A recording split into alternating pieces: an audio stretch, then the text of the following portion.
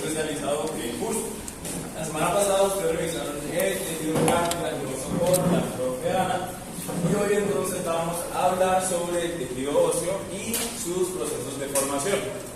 Entonces, primero vamos a repasar las generalidades del sistema esquelético, ustedes ya conocen muy bien por su anatomía, y luego vamos a revisar los componentes de la matriz extracelular del tejido óseo. Después vamos a hablar ya en específico de la composición histológica y la organización de los tres tipos de tejido óseo que tenemos, incluyendo sus componentes de la matriz extracelular y la cervix. En la segunda parte entonces de la clase vamos a hablar sobre los procesos de formación de ese tejido óseo. Entonces, ustedes ya conocen que el sistema esquelético va a estar compuesto por una serie de órganos, que son principalmente los huesos, que en el adulto son más o menos ¿cuántos? ¿Se acuerdan? 206, unos más o menos dependiendo de los del cráneo. Ese sistema esquelético entonces va a cumplir en conjunto unas funciones mecánicas y unas más metabólicas. Las mecánicas entonces van a ser, por ejemplo, protección, la bóveda craneal va a proveer algunos de los integrantes del encéfalo, las costillas van a proveer órganos que se encuentran en la vía torácica, y también van a funcionar como un sistema de poleas que nos multiplican las fuerzas generadas por la contracción muscular. Entonces va a permitir el movimiento junto con el sistema muscular. Dentro de las funciones metabólicas más importantes que vamos a tener en este sistema, primero entonces van a funcionar como un ciclo de reserva de unas grandes cantidades de minerales y otros nutrientes, y esto es muy importante para la homeostasis general, porque, por ejemplo, las reservas de calcio que encontramos aquí son muy importantes para el funcionamiento de múltiples órganos. Ustedes saben que el calcio es un segundo mensajero muy importante para una gran cantidad de procesos de la célula. Estos huesos que componen el sistema esquelético, ustedes también conocen que se diferencian, se clasifican según sus formas. Entonces tenemos unos planos, unos cortos, unos estamoideos, unos largos y unos irregulares. Estos órganos van a tener una composición general como esta que vemos aquí. Vamos ahora a hablar de la primera diferencia conceptual importante. Entonces, este hueso que tiene sus epífisis, sus metasis y sus metáfisis del centro, que es la parte más grande de estos huesos, va a estar rodeado por un periósteo.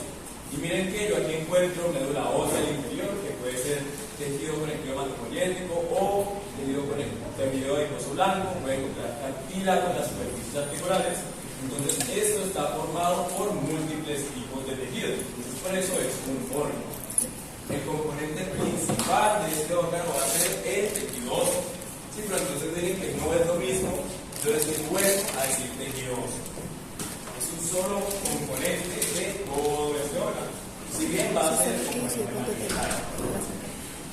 ese periósteo que les mencioné, que va a rodear todo el hueso por fuera, una estructura muy importante para la función en general de esos huesos.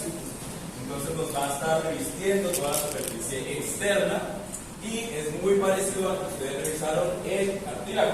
Va a tener dos capas igual, una capa fibrilar más externa y una capa osteógena o celular más interna. ¿Qué células vamos a encontrar acá en esta capa más externa? Los fibroblastos. Entonces van a estar aquí secretando los componentes de la matriz, y aquí en esta capa interna que podemos encontrar aquí, exacto, encontramos las células propias del tejido óseo, células osteoprogenitoras, osteoblastos, osteoclastos. Este periósteo entonces va a estar compuesto en ambas capas por un tejido conectivo denso irregular.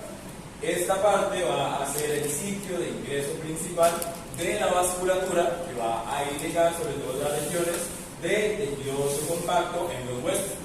Entonces también va a ser muy altamente vascularizado e inervado. Aquí en este periósteo también va a ser el sitio de contacto o de interacción de los huesos con otras estructuras. Por ejemplo, vamos a tener una organización especial del colágeno en estas porciones del periósteo que van a formarme estas estructuras que se denominan fibras de Schwarzbeck. Estas Estas fibras se van a organizar de forma oblicua a la superficie del tejido óseo y nos van a ayudar a anclar el tejido óseo a, por ejemplo, los ligamentos y los tendones. Entonces van a ser importantes para esa transmisión de fuerzas y para evitar la separación de los ligamentos y los tendones de la superficie ósea. El periósteo puede cambiar su grosor dependiendo del estado del hueso que estamos revisando.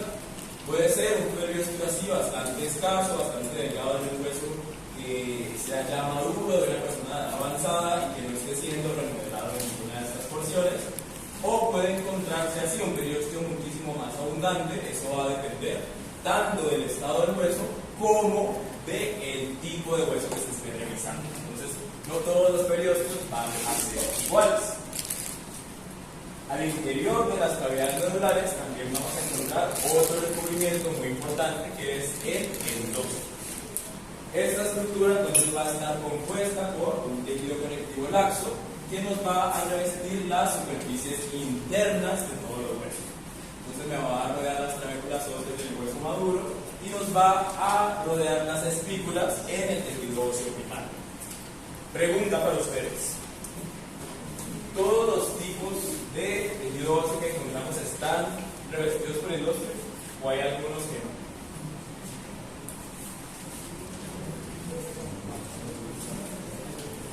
Sí, no, ¿por qué?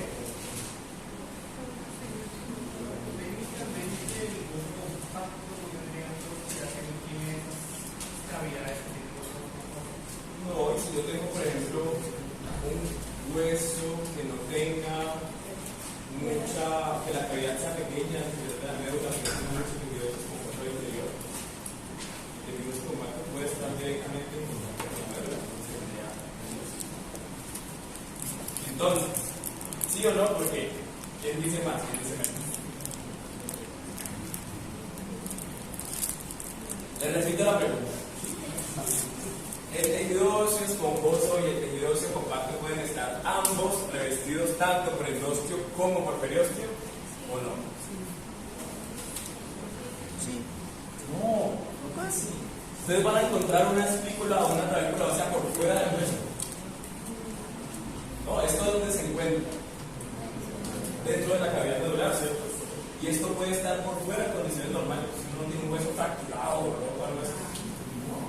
Entonces, el endósteo nos va a recubrir tanto el hueso cortical, que está compuesto por tejido óseo compacto, como las trabéculas óseas en el tejido óseo esponjoso y las espículas. El periósteo va a estar relacionado solamente con el tejido óseo compacto. Entonces, esa es una diferencia también importante en la localización de estas estructuras. Y esta, entonces, monocapa de células que nos forma el endósteo se clasifica como un tejido conectivo laxo, en algo que es especializado. El endósteo también va a variar de forma considerable dependiendo del estado de ese hueso, de esa pieza ósea en general. Entonces, miren, esta es una espícula ósea y como este es un hueso en formación, lo voy a tener que el endósteo es muy prominente. Miren que ahí tiene muchas células y las células son bastante altas. Puedo encontrar endósteo también así un poquito más pobre, como este, donde los celulares se ven más bien cúbicos y son escasos comparado con esta otra. Y puedo encontrar también en la mayoría de los tejidos óseos maduros el endósteo así como ustedes prácticamente se lo tienen que imaginar. Si ustedes no estén viendo aquí una gran cantidad de células, el endósteo está allí. Siempre va a estar, a menos que haya sido removido por algún problema o alguna situación patológica. Listo. ¿Claro entonces lo del periósteo del endósteo o alguien no entendió? Hablen ahora que hay para siempre. Ustedes no me dicen nada, yo asumo que todo está bien. Entonces, no le pueden estar preguntando. El tejido óseo, al igual que todos los otros tipos de tejidos que hemos revisado hasta ahora, está compuesto por dos componentes básicos, que son las células y la matriz extracelular. Entonces, ¿qué células vamos a encontrar aquí? Las osmoreceptoras, los osteoblastos, los osteocitos y las células de revestimiento óseo. ¿Qué tienen en común todas estas células en cuanto a su origen? vienen de la célula madre mesenquimal. Exacto. Entonces, estas van a diferenciarse todas a partir del mismo tipo celular y uno las puede ver como un continuo en ese proceso de diferenciación.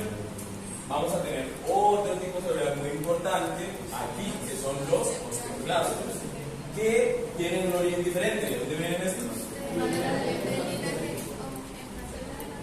Correcto, de la célula madre hematopoyética. Entonces, estas van a estar más cercanamente relacionados con los leucocitos que con estas otras células del tejido óseo, pero van a ser una parte funcional muy importante para el mantenimiento del tejido. En cuanto a la matriz extracelular, esta va a estar compuesta igual como las otras que hemos revisado por un componente fibrilar y un componente no fibrilar. Entonces, ¿qué vamos a tener aquí de diferente?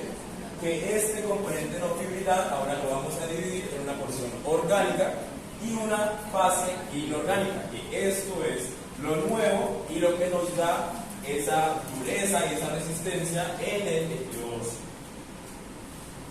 Esa matriz extracelular entonces va a tener la fase inorgánica, que es la parte mayoritaria, alrededor del 65%, y una fase orgánica, que es representa alrededor del 35% del peso de esa matriz.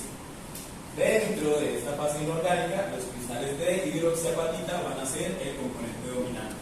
Entonces, en forma de hidroxiapatita es que se va a guardar o presentar dentro de esta matriz el calcio. Entonces, son fosfatos de calcio en esta morfología. Pero también vamos a tener calcio libre o calcio formando unas micelas o calcio con formación amorfa, magnesio y otra gran cantidad de componentes. Dentro de esta fase orgánica, el componente fibrilar va a ser el más abundante, alrededor del 90%. Vamos a tener el componente no fibrilar, que representa solo el 10% de la matriz, pero es vital para el funcionamiento en general del tejido. De las fibras, el 95% van a ser colágeno tipo 1. Es este colágeno el que le da esa coloración acidófila y homogénea a el tejido óseo. Entonces, gracias a él, es que nosotros lo observamos con esos colores en la técnica de matricina. Vamos a tener cantidades más pequeñas de colágeno tipo 4 y unas cantidades trazas de colágeno tipo 3, de colágeno 11 y también 13. Entonces, estos van a ser unos componentes minoritarios de ese componente fibrilar. Dentro de los componentes no fibrilares vamos a tener los mismos glicosaminoglicanos que ustedes ya conocen, ácido hialurónico, condroitínica sulfato. De los proteoglicanos también los mismos que ya han revisado, agrican, persicam, viglicam, picolina.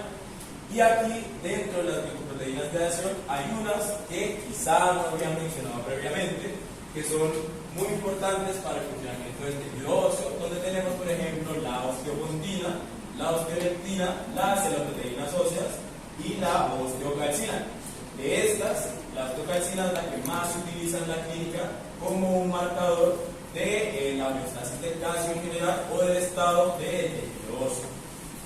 Vamos a tener una fracción minoritaria de factores de crecimiento y citocinas disueltas en esa matriz que van a ayudar a la comunicación y a la regulación de la actividad de todas las células de ese tejido óseo.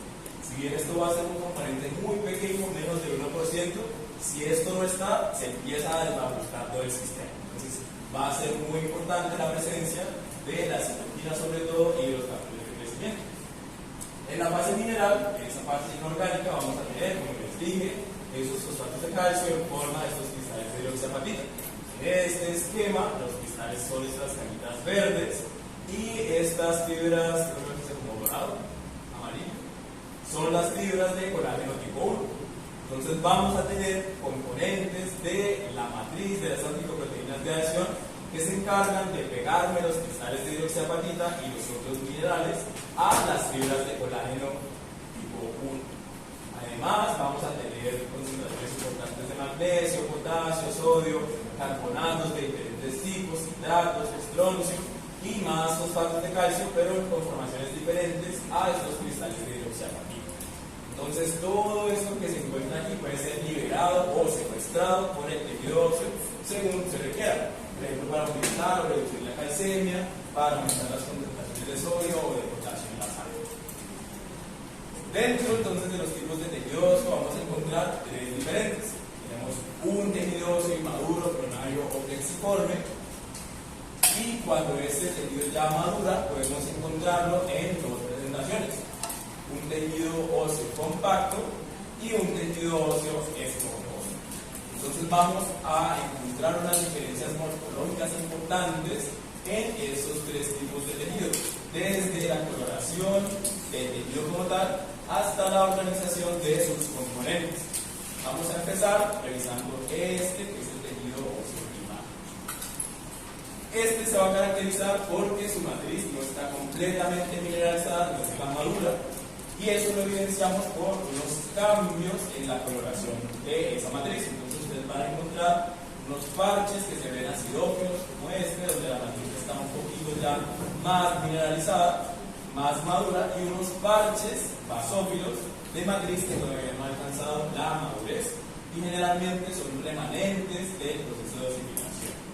Entonces esta característica va a ser muy importante para la diferenciación del tejido óseo primario.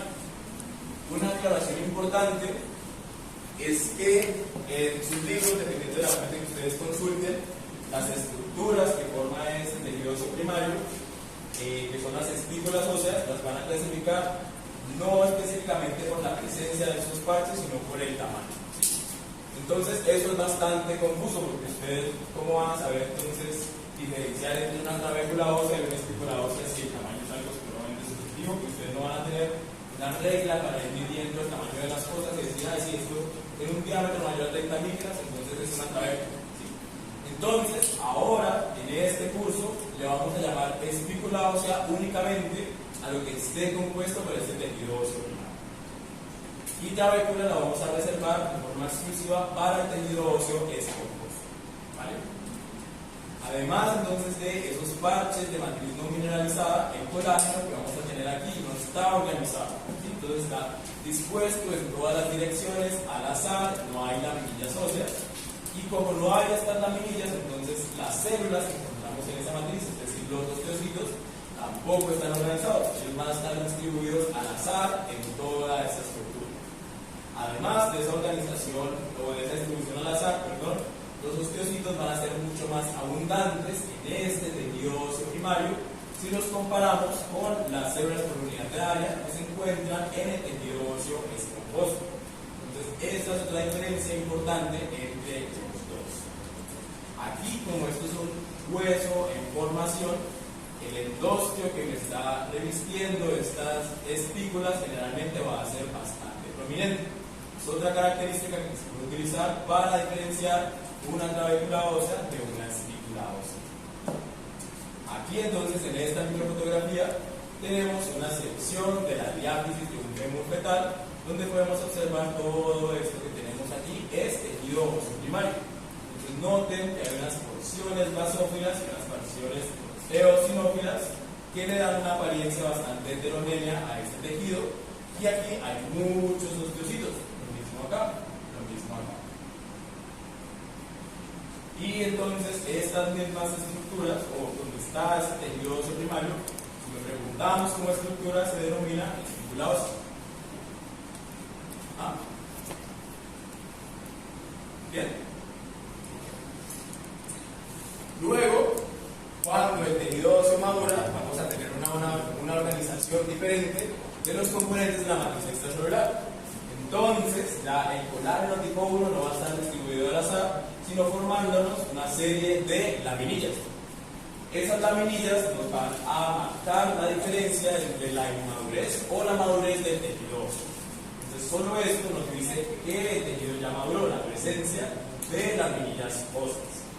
Dependiendo de cómo se organicen esas laminillas, yo voy a encontrar dos tipos diferentes de tejido óseo. Puede ser el compacto o el esponjoso. Entonces, dependiendo del nivel de complejidad de las estructuras formadas por las laminillas, voy a tener tejido óseo compacto, ya este de aquí, o tejido óseo esponjoso.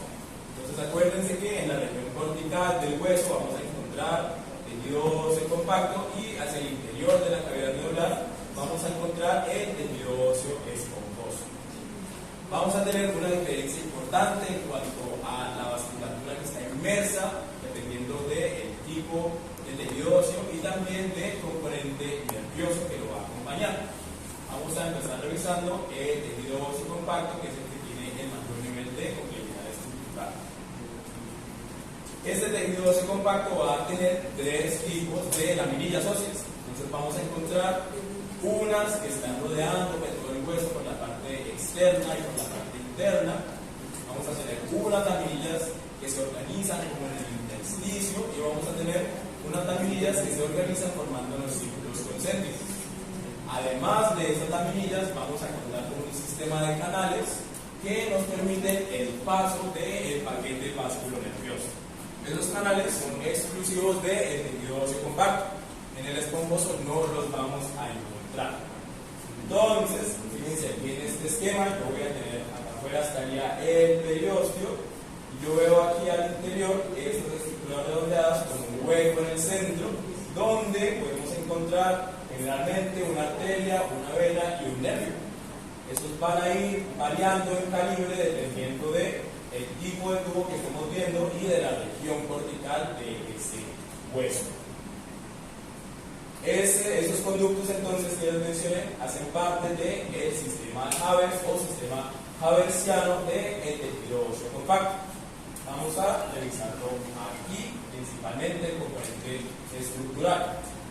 Esta imagen que ustedes ven aquí es una sección de un hueso que se hace con una técnica que se denomina desgaste.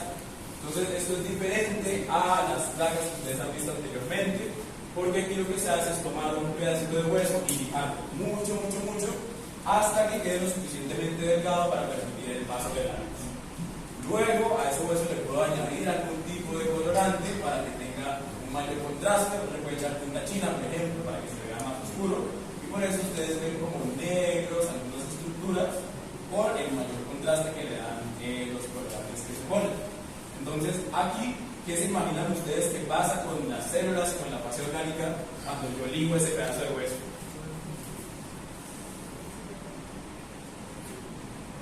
Si yo le digo a usted la piel, ¿qué le va a pasar? Se va a ir todo el componente, ¿sí? Entonces aquí lo que ustedes están viendo es precisamente la fase inorgánica.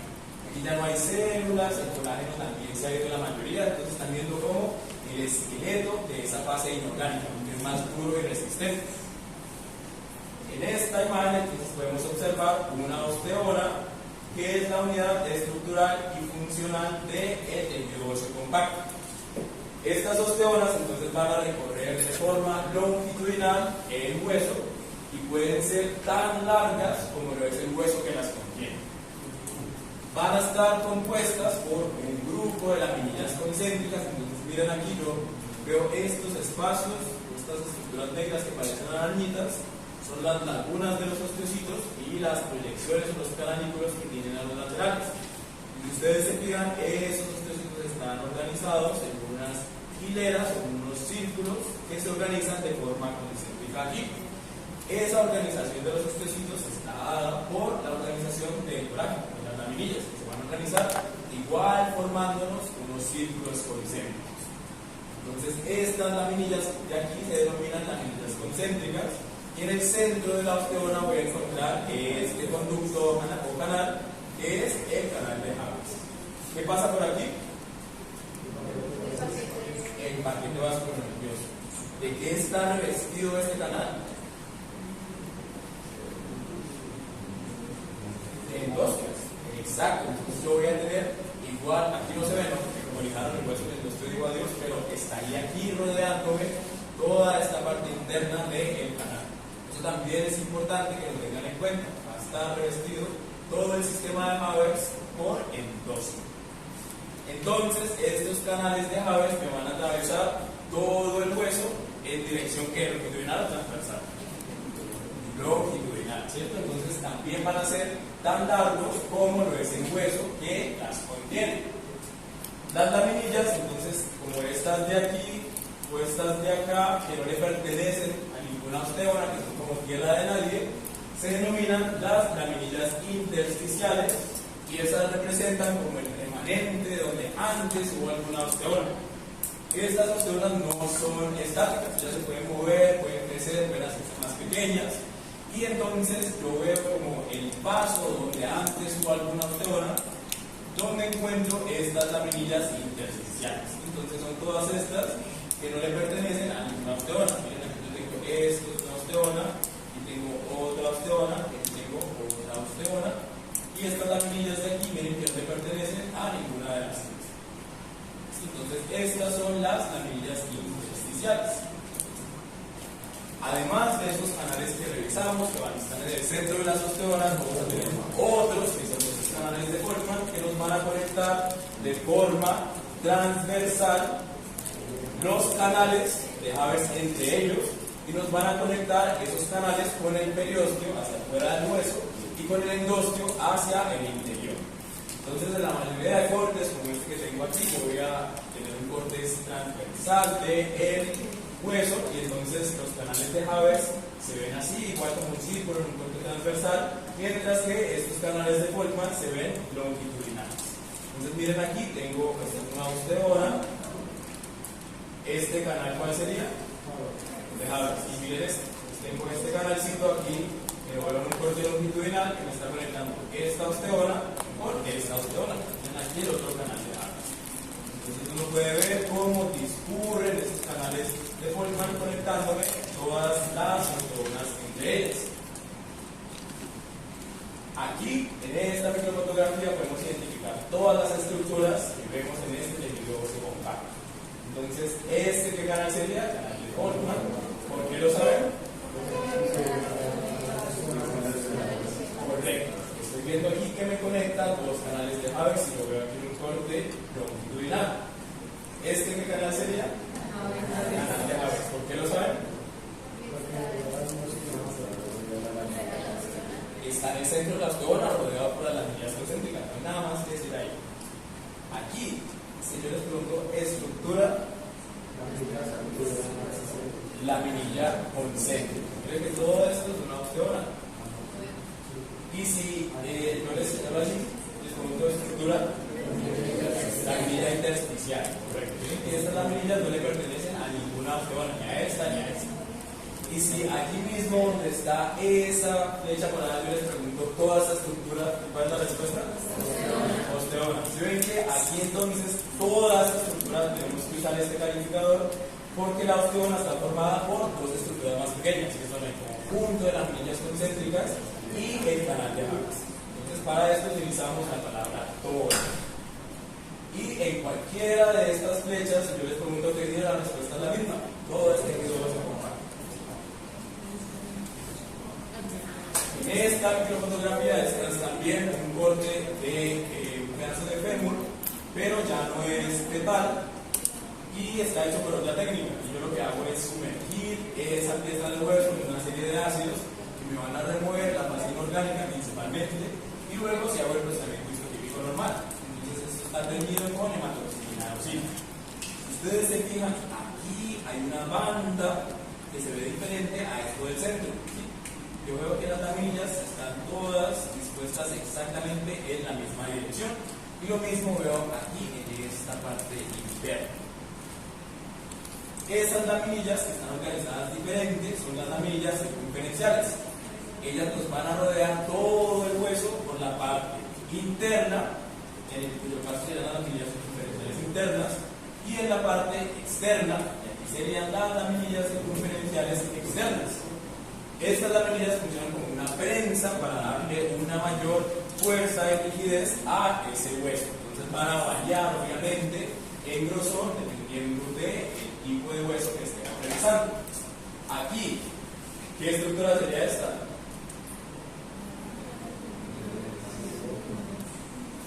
Canal de Volkmann. Correcto. Miren que yo veo cómo se está conectando aquí adentro. ¿Qué estructura estaría? ¿Tiene bordecito? No, aquí en este bordecito, ¿qué estructura estaría? Esto es de la ósea, endosteo. Correcto. Entonces miren que estos canales nos van a conectar también con el endosteo, las osteonas que están aquí. Y hacia acá al otro lado nos vamos a ver el cubo, saliendo del periósteo, pero por acá también deben haber. Entonces miren aquí esta estructura, ¿qué sería? El periósteo. Correcto. Entonces esta es la superficie externa, esta es la superficie interna. Aquí, ¿quién me señala señala un canal de Havertz? Ya me señaló, señale con esto. Cójanlo de aquí, del láser. Si se equivocan, yo no lo voy a pegar, tranquilo.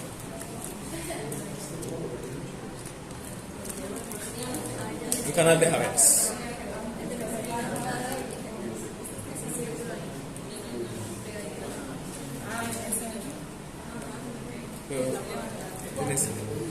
Señálame, no vi.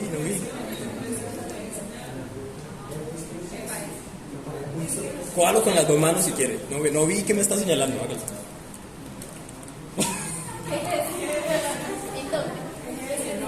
Ese es un canal de Havertz. Muy bien, entonces aquí tenemos uno, acá tenemos otro, acá tenemos otro. Ah, no quería que lo moviera y no que lo señalara. Claro, porque usted hace así, yo cómo voy a saber que me está señalando. Bueno, ¿quién me quiere señalar ahora un canal de Boltzmann?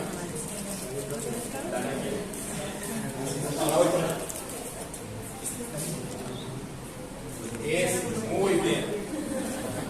Ahora usted, jovencito, señálame una laminilla concéntrica.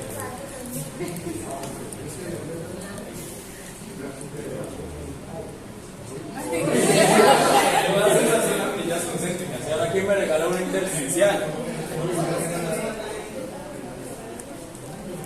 ¿Quién me regaló una intersticial?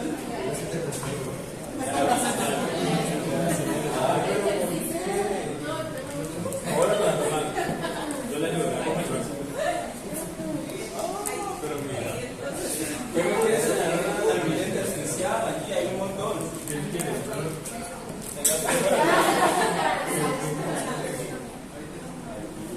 Correcto. Esa es una laminilla intersticial. Listo, entonces todo claro con estas estructuras que nos tiene que identificar aquí. ¿Qué sería esto? Esto pequeñito que le estoy señalando aquí que se ve más muy oscuro. Aquí, este puntito negro. La naturaleza. Nuestro murió cuando yo dije esto. Entonces esas son las lagunas de los requisitos. Listo. Ahora vamos a revisar la estructura y la organización del tejido óseo esponjoso. Este va a tener, al igual que el tejido óseo compacto, el colágeno organizado en laminillas. Recuerden que esto es lo que me dice que el tejido está maduro. Pero aquí las laminillas van a ser de un solo tipo. Todas son laminillas óseas. Yo aquí no voy a tener intersticiales, ni concéntricas, ni circunferenciales. Solo laminillas óseas. Aquí entonces estas laminillas se van a organizar todas como en la misma dirección, sobre todo siguiendo el mismo patrón, dependiendo de la ramificación de esa trabécula que la compone. Entonces este tipo de tejido óseo lo encontramos hacia el interior de la cavidad medular. A diferencia de la osteona, que es la unidad estructural del tejido óseo compacto, aquí es la trabécula. Entonces todas estas estructuras irregulares, alargadas, son trabéculas óseas. Entonces miren aquí, estas lineecitas que ustedes ven acá son las laminillas, pero miren que ellas no las forman ningún tipo de estructura completa. Aquí entonces yo les pregunto tejido, ¿cuál es la respuesta?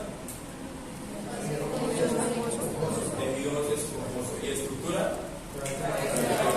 A esto no hay nada más que ver. Aquí yo les pregunto estructura en dos. Y aquí se les pregunta tejido laxo. Entonces, esas anastomosis que nos van a formar esas trabéculas óseas nos van a dar unos espacios. Y en estos espacios que se va a arrojar Médula ósea. la médula ósea. Entonces miren aquí, en este corte es un pedacito de una vértebra donde yo puedo ver un montón de trabéculas óseas, están estas señaladas aquí en verde, que me van a dar unos espacios donde se aloja esa médula ósea. Entonces miren que no es que el tejido óseo esponjoso me produzca médula ósea ni que la médula ósea esté dentro del tejido óseo esponjoso, está en, ¿sí? Es como si digamos que estas trabéculas nos forman un complejo de apartaestudios y ellos se lo rentan a la médula ósea, ¿sí? Nada más. Como usted se queda aquí y yo ahí hacemos el contrato, pero no tiene ningún otro tipo de relación, ¿sí? No el tejido óseo me vaya a generar médula ósea roja, no, nada de eso. ¿Listo? ¿Todo claro con esto? Los dos tipos de tejido maduro y inmaduro, ¿todo bien? Listo. Independientemente del tipo de tejido óseo que estamos revisando, las células tienen, vamos a encontrar los mismos tipos celulares en los tres tipos de tejido óseo. Vamos a iniciar revisando las osteoprogenitoras.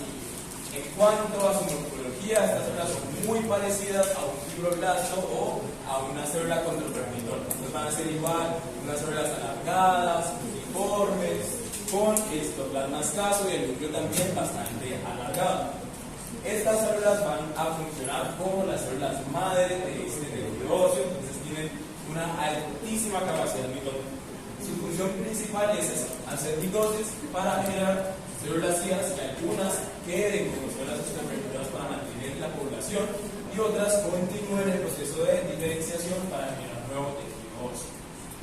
Relacionado con esta función que ellas tienen, pueden moverse largas distancias de manera independiente o utilizando la vasculatura. Entonces pueden alcanzar muchos rincones del organismo.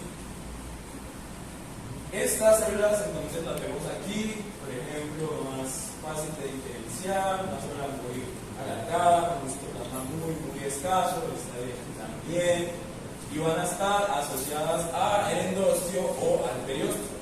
En este caso, como estamos viendo esto es un trozo de un feto, entonces las células pueden estar un poquito más separadas con el proceso de migración. Pero lo más normal en el adulto es que se encuentren asociadas a el endostio y el periósteo. Luego, entonces, esas células, algunas de las células hijas de estas células osteoprogenitoras, van a empezar a cambiar la morfología. Se van a volver más altas porque van a empezar a acumular componentes celulares. Entonces, ellas se van a volver cúbicas, o poliédricas, o cilíndricas, están trabajando muy fuertemente. Y ese aumento en el tamaño se ve relacionado con la acumulación del retículo endoplasmático rugoso, de ribosomas y aparato de Golgi. Y eso le da una vasofilia muy intensa a el citoplasma. Recuerden que el retículo endoplasmático y los ribosomas tienen una gran cantidad de cargas negativas libres que van a reaccionar con la hematoxilina y es lo que le da esa tensión vasofilia intensa a el citoplasma de estas células. Además, el núcleo de estas células va a ser redondo y tiene frecuentemente un nucleolo prominente. El nucleolo es ese punto más oscuro, más basófilo que vemos en el núcleo. Y eso está también relacionado con la función tan importante que tienen de síntesis proteica. Los osteoblastos entonces van a vivir aproximadamente unos 12 días y se van a encargar principalmente de la secreción del osteoide. ¿Qué es osteoide? Exacto, es matriz ósea no mineralizada. Entonces, la función principal de ellos va a ser depositar eso. Entonces, en la mayoría de las placas donde hay osteoblastos activos, uno ve, miren aquí los osteoblastos que estarían en qué estructura? En el endostio. Y si ustedes se fijan inmediatamente debajo hay una limpiecita muy válida de todo esto. ¿Eso qué es? El osteoide. Como eso no tiene todavía mineralización, ni el colágeno está maduro, ni bien formado, por eso tiene muy pálido con la leucina. Además de secretar osteoides, las van a ser las que se encargan de regular la tasa y el grado de mineralización de esa matriz ósea. Y también producen unas grandes cantidades de citoquinas y de factores de crecimiento que permiten el mantenimiento o la homeostasis en ese tejido óseo de forma general. La mineralización de esa matriz, que les mencioné que hacían esos osteoblastos, se da a través de una serie de pasos. Primero, entonces los osteoblastos van a empezar a extender unas proyecciones cortas que van a entrar en contacto con esta matriz. Y allí van a empezar a liberar unas vesículas de calcificación o de mineralización. En esas vesículas vamos a tener todas las bioproteínas de adhesión que permiten el depósito de calcio. Sobre todo, entonces, vamos a tener osteocalcina. La osteocalcina, en su forma carboxilada, tiene la capacidad de secuestrar calcio que se encuentra en esa matriz o que llega por difusión desde la sangre. Entonces, alrededor de esas vesículas de mineralización se va a empezar a depositar ese calcio, principalmente en formas de cristales de hidroxiapatita. Es lo que vemos en este esquema. La vesícula de rojo y estas circulitos como amarillos o beige son esos pedacitos o esos cristales que se están empezando a formar alrededor de la vesícula.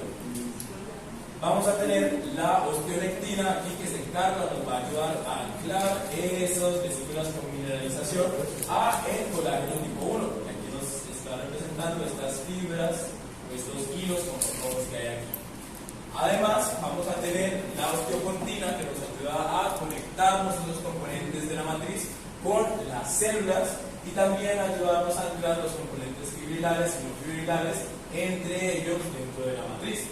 Entonces mire que esa calcificación o mineralización alrededor de las vesículas se va haciendo cada vez más prominente y al final vamos a tener una confluencia de todos esos monómeros que nos van a generar ya la matriz ósea bien madura y mineralizada. Acuérdense también que estos osteoblastos tienen que producir una enzima que es la que permite el depósito de esos minerales. ¿Recuerdan cuál es?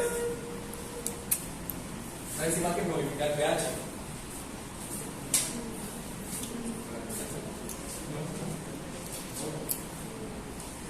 Empieza por F. Gracias.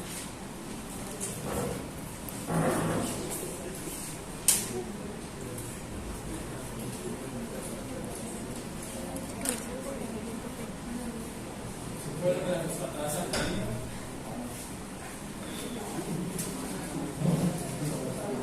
La fosfatasa alcalina. Sí, ellos producen mucha fosfatasa alcalina y eso permite con mayor facilidad el depósito de ese calcio de estas vesículas. Y así entonces, dependiendo de cuántas vesículas produzcan y la tasa de secreción de la fosfatasa alcalina, se va a hacer el proceso de mineralización más rápido o más lento.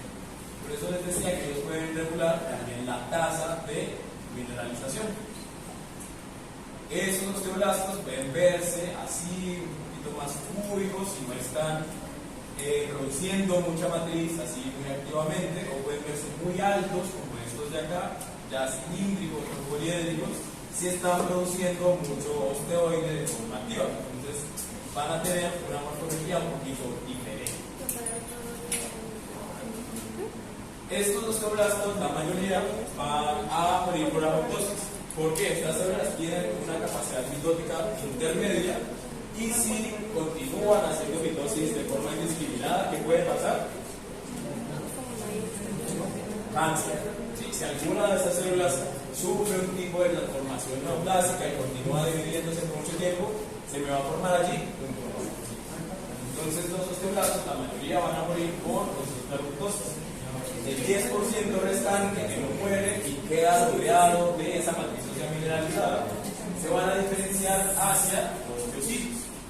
Y el 10% restante se van a jubilar, van a entrar como en una quiescencia y se transforman en células de revestimiento óseo. Entonces, solo el 20% de todos los osteoblastos que se generan sobreviven. Finalmente, cuando esos osteoblastos quedan ya completamente rodeados por la matriz ósea mineralizada, van a empezar a cambiar de forma. Entonces se extienden muchas más proyecciones citoplasmáticas, pierden citoplasma porque van a reducir la cantidad de organelos y se vuelven ovoides. De estas células que encontramos en el tejido óseo, los osteocitos son los que tienen la vida más larga. Promedio de unos 10 a 20 años. Dependiendo de la fuente que ustedes consulten, algunos autores extienden eso hasta 30 o 35 años que puede durar el mismo osteocito allí envuelto en esa matriz ósea ya mineralizada. Estas células van a tener unas características importantes. Lo primero es que ellas van a estar siempre inmersas en una laguna. En esta fotografía que estamos viendo aquí, se ha removido el osteocito y lo que estamos viendo es el espacio, como el espacio vital, que es la laguna. ¿Por qué necesitan ellos esa laguna? Porque para ellos se comunican a través de los canalículos con otras células, ¿no? Eso es cierto, pero eso no me explica la función de la laguna. Si yo no meto a usted en un frasco de concreto, ¿usted me puede mover? No,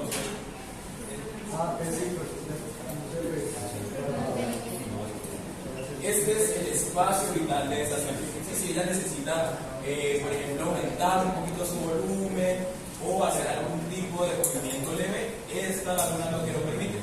Porque esta matriz en la que ellos están inmersos, recuerden que es muy dura, es mineralizada, entonces no les va a permitir hacer ningún cambio de volumen si la laguna no estuviera.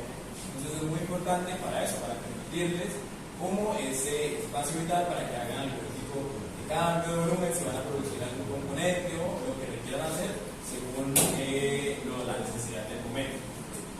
Y entonces esas proyecciones que extienden los osteocitos van a viajar a través de unos poros o de unos canales que excavan los mismos osteocitos que son los canalículos.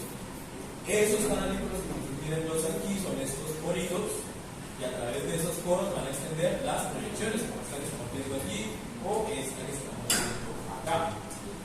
A través de esas proyecciones los osteocitos van a conectarse entre ellos utilizando uniones tipo GAP. Entonces eso nos permite el libre paso de componentes de moléculas pequeñas entre los osteocitos.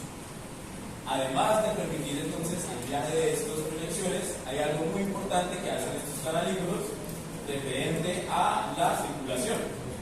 Entonces, por ejemplo, miren aquí, este es un vaso sanguíneo y acá tendríamos el lumen de un canal de Hagas. ¿Qué me permite entonces estos canalículos respecto a los nutrientes y la oxígeno que salen de aquí?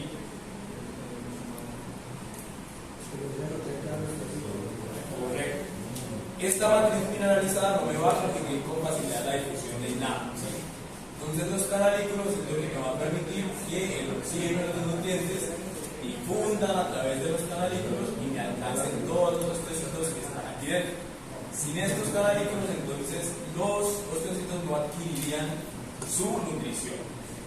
¿Sí? Entonces van a ser muy importantes.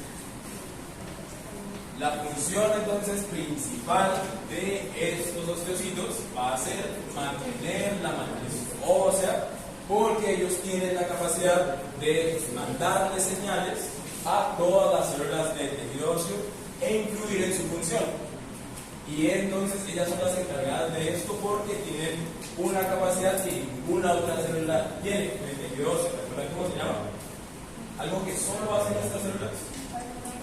La mecanotransducción. Entonces, la mecanotransducción, ¿qué significa o eso qué es? Lo sintetiza y resuelve el motivo. ¿Esto es mecanotransducción? No, ese es el mecanismo.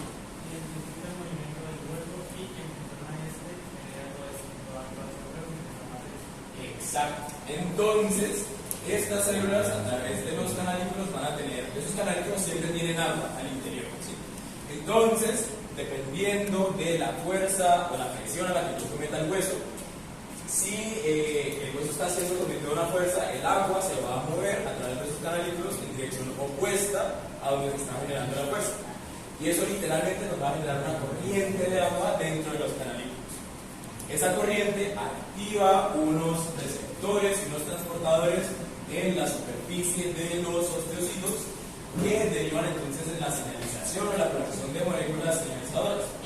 Entonces, si el hueso está siendo sometido a muchas presiones, entonces los osteocitos van a decirle a los osteoblastos que están en esas regiones, como ve aquí, este hueso o esta porción del hueso necesito que crezca, entonces deposite más matriz. En cambio, si los osteocitos sienten que no está siendo sometido ese hueso a ningún tipo de presión, va a estimularse otras vías de señalización que derivan en la producción de componentes como prostaglandina D2 que me van a estimular la actividad osteoclástica. Entonces es como si los osteocitos estuvieran diciendo, mire, este hueso me cuesta un montón de energía mantenerlo y no se está utilizando, llame un osteoclasto para que se lleve este pedazo de matriz de aquí. Entonces, por eso, a través de la mecanotransducción, ellos van a mantener el estado de esa matriz ósea según se necesite. Además, van a ser muy importantes para la reparación ósea. Cuando hay una fractura o algún tipo de problema en esta matriz o en el hueso en general, ellos son los principales, los que van a iniciar la cadena de señalización para que se restituya la integridad del hueso. Y por último van a tener una tarea importante en la regulación de la calcemia. Estos osteocitos tienen la capacidad de hacer un proceso que se conoce como resorción canalicular. Entonces ellos pueden comerse pedacitos de la matriz ósea mineralizada que está en sus canalículas. Y eso me va a aumentar rápidamente la calcemia porque me van a liberar hacia la circulación cantidades importantes de calcio. Entonces pueden hacer como esa liberación rápida para aumentar la calcemia. Luego entonces encontramos como última célula de la línea mesenquimática las células de revestimiento óseo. Estas entonces recuerden que nos van a revestir o van a ser parte de ese endósteo que nos reviste las superficies del hueso y también las vamos a encontrar en las porciones externas en el periósteo. Van a ser morfológicamente iguales a una célula osteopercutora. Entonces tienen exactamente la misma morfología con este tipo de división. Y van a tener la capacidad de secretar una enzima colagenasa que puede hacer una digestión parcial de la matriz ósea, pero solo de componente orgánico. Por eso entonces están involucradas en los procesos de señalización para el reemplazo del tejido óseo, y como ellos provienen de los osteoblastos, están íntimamente relacionados con la señalización para la producción de osteoides. Entonces lo que puede hacer una de estas células es inicialmente con la colagenasa ingerir parte de la matriz y luego dejarle como unos señuelos allí a los osteoblastos. Los osteoblastos van a llegar entonces y van a empezar a hacer su resorción de la matriz y me van a dejar allí unos residuos. Luego una célula de revestimiento óseo va a llegar y va a limpiar esos residuos que dejó allí ese osteoblasto y va a depositar unas cantidades pequeñas de colágeno, sobre todo tipo 1, y colágeno tipo 3, que van a servir también como andamio para que luego llegue un osteoblasto y llene esto de osteoide. Entonces ya van a tener como esta función de refundamiento y de limpieza durante el proceso de remodelado óseo. Listo. Algo entonces de estas células que vienen del linaje mesenquimático que no hayan entendido, que quieran revisar. Listo. Ahora entonces vamos con el último tipo celular, que son los osteoblastos. Estas células se van a caracterizar por ser de gran tamaño. Son de las células más grandes que ustedes van a revisar en todo el curso. Y además de eso tienen múltiples grupos. Siempre van a tener como mínimo 2. Yo he visto unas con 8, entonces van a tener muchos grupos.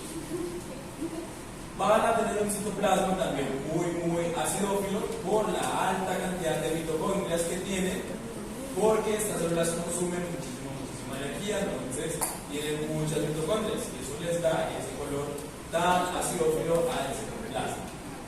En promedio, estas células van a tener la vida más corta de todas las células del tejido óseo. Eso está relacionado con la peligrosidad de estas células, ¿sí? Porque yo no puedo tener una célula suelta por allí haciendo lo que se le dé la gana y viviendo mucho tiempo. Si tiene la capacidad de literalmente destruirme todo lo que está ahí, comerse las células, entonces van a estar muy reguladas por las demás células del tejido óseo.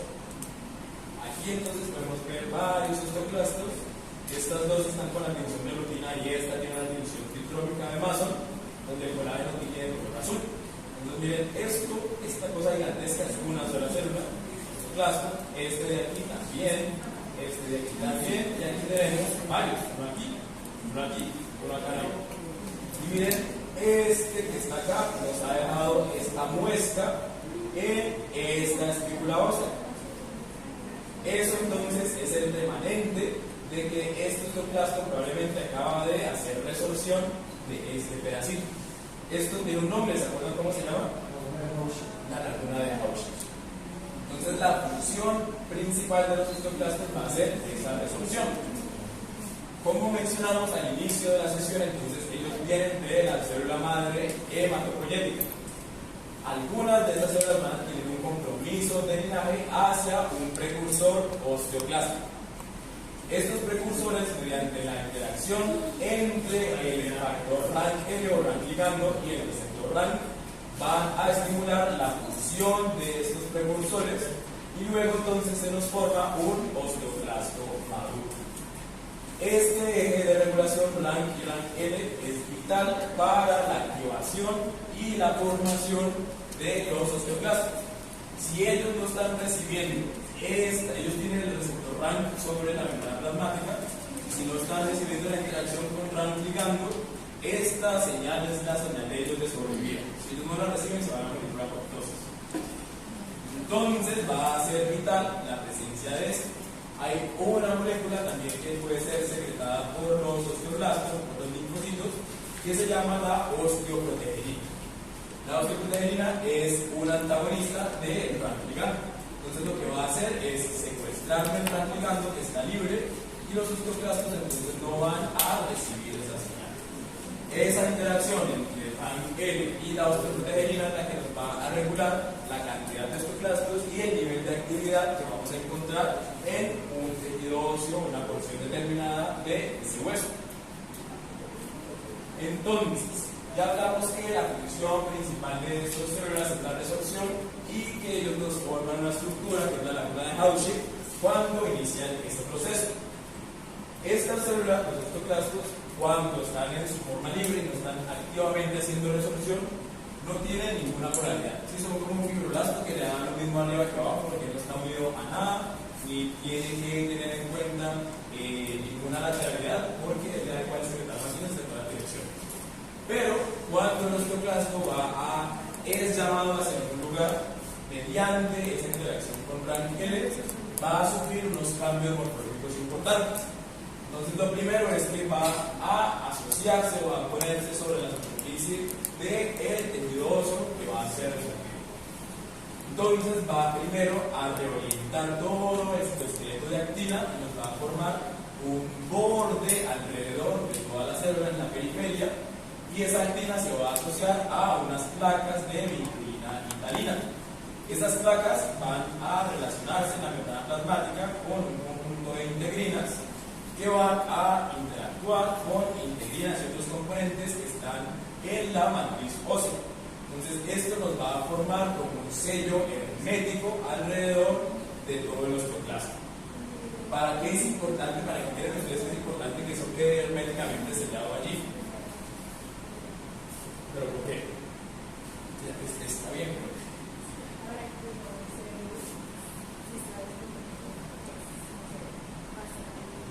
Exacto, porque yo lo que voy a hacer estos osteoclastos es ponerme aquí un cóctel de la muerte con un pH bajo y un montón de enzimas, y si se me van hacia uno de los lados, me van a ir destruyendo el tejido que yo no quiero después. Entonces es muy importante y es como uno de los primeros pasos que hace el osteoclasto, es sellar ese espacio de resorción. Va a extender entonces cuando él hace esto, aquí hay una polaridad, va a extender unas microvellosidades, entonces ya la parte apical del osteoclasto va a ser esta donde están las microvellosidades y va a dirigir el núcleo de los organelos hacia la parte basal. Yo sé que aquí esto uno se confunde porque parece que estoy al revés, pero pues así son ellos, nada que hacerle, la parte apical de hacia abajo. ¿Por qué? Porque están las microvellosidades. ¿Listo? Y entonces hacia esta parte basal va a organizarse el núcleo y hacia acá, hacia la mitad, vamos a organizar el resto de los organelos. Entonces, listo, ya extendieron sus microvellosidades bastante largas, ya sellaron alrededor, entonces pueden empezar a sintetizar todo lo que necesitan para degradar esa matriz. Entonces, ellos tienen una gran cantidad de lisosomas y esos lisosomas van a ser fusionados con la membrana plasmática y mediante exocitosis me van a liberar los componentes. ¿Qué encontramos en esos lisosomas? Un montón de hidrolasas y un montón de colagenasas. Entonces, hay una familia de metaloproteinasas de matriz que tiene la capacidad de degradar todos los componentes orgánicos de esa matriz. Se pueden pueden escindir los glicosaminoglicanos, las glicoproteínas de adhesión, el colágeno tipo 1, 3, 5, todos los pueden degradar estas metaloproteinasas. Además, vamos a tener enzimas como la catersina K, que son unas peptidasas que tienen también la capacidad de hacer escisiones de los enlaces de las proteínas que tenemos aquí. Entonces, gracias a los componentes lisosomales, vamos a degradar el componente orgánico de esa matriz. Además de eso, el osteoclasto va a utilizar la enzima anhidrasa carbónica para combinarnos dióxido de carbono y agua y formar ácido carbónico. Este ácido carbónico va a ser escindido en bicarbonato y en hidrogeniones. Los hidrogeniones van a ser llevados, tratados hacia las microvelocidades y va a través de una bomba dependiente de ATP, van a ser expulsados hacia esa laguna de resolución. De manera simultánea vamos a tener unos canales sin portadores o antiportadores que nos sacan bicarbonato y nos entran cloruro. El cloruro entonces va a ser transportado igual hacia las microvelocidades y a través de unos canales de cloruro que algunos son de difusión pasiva o son dependientes de ATP, nos van a llevar el cloruro hacia esta porción. Entonces, ¿qué pasa cuando se me combinan estos hidrogeniones con este cloruro? ¿Qué se me forma? Ácido clorhídrico. ¿Y qué va a hacer ese ácido clorhídrico? Baja el pH. ¿Sí? Y el pH bajo, entonces, es lo que me permite la separación de los componentes de la fase inorgánica. Entonces, al final, el osteoclasto va a degradar tanto la fase orgánica como la fase inorgánica de esa matriz ósea.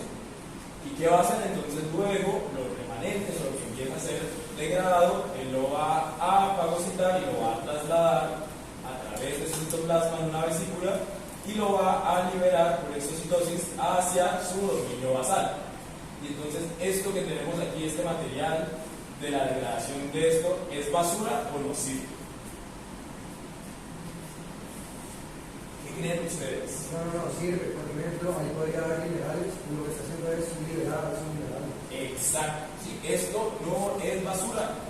Los osteoclastos nos van a liberar entonces fosfatos, nos van a liberar calcio, magnesio y así entonces ayudan a la regulación de las concentraciones de estos minerales. ¿Sí? Entonces es muy importante este proceso porque lo que ellos hacen es volvernos biodisponible eso que estaba aquí atrapado en la matriz. ¿Listo? En esta microfotografía entonces podemos ver una superficie de un hueso, tenemos aquí un osteoclasto y vemos aquí ese camino de la destrucción de todo lo que ya el osteoclasto le hizo resorción.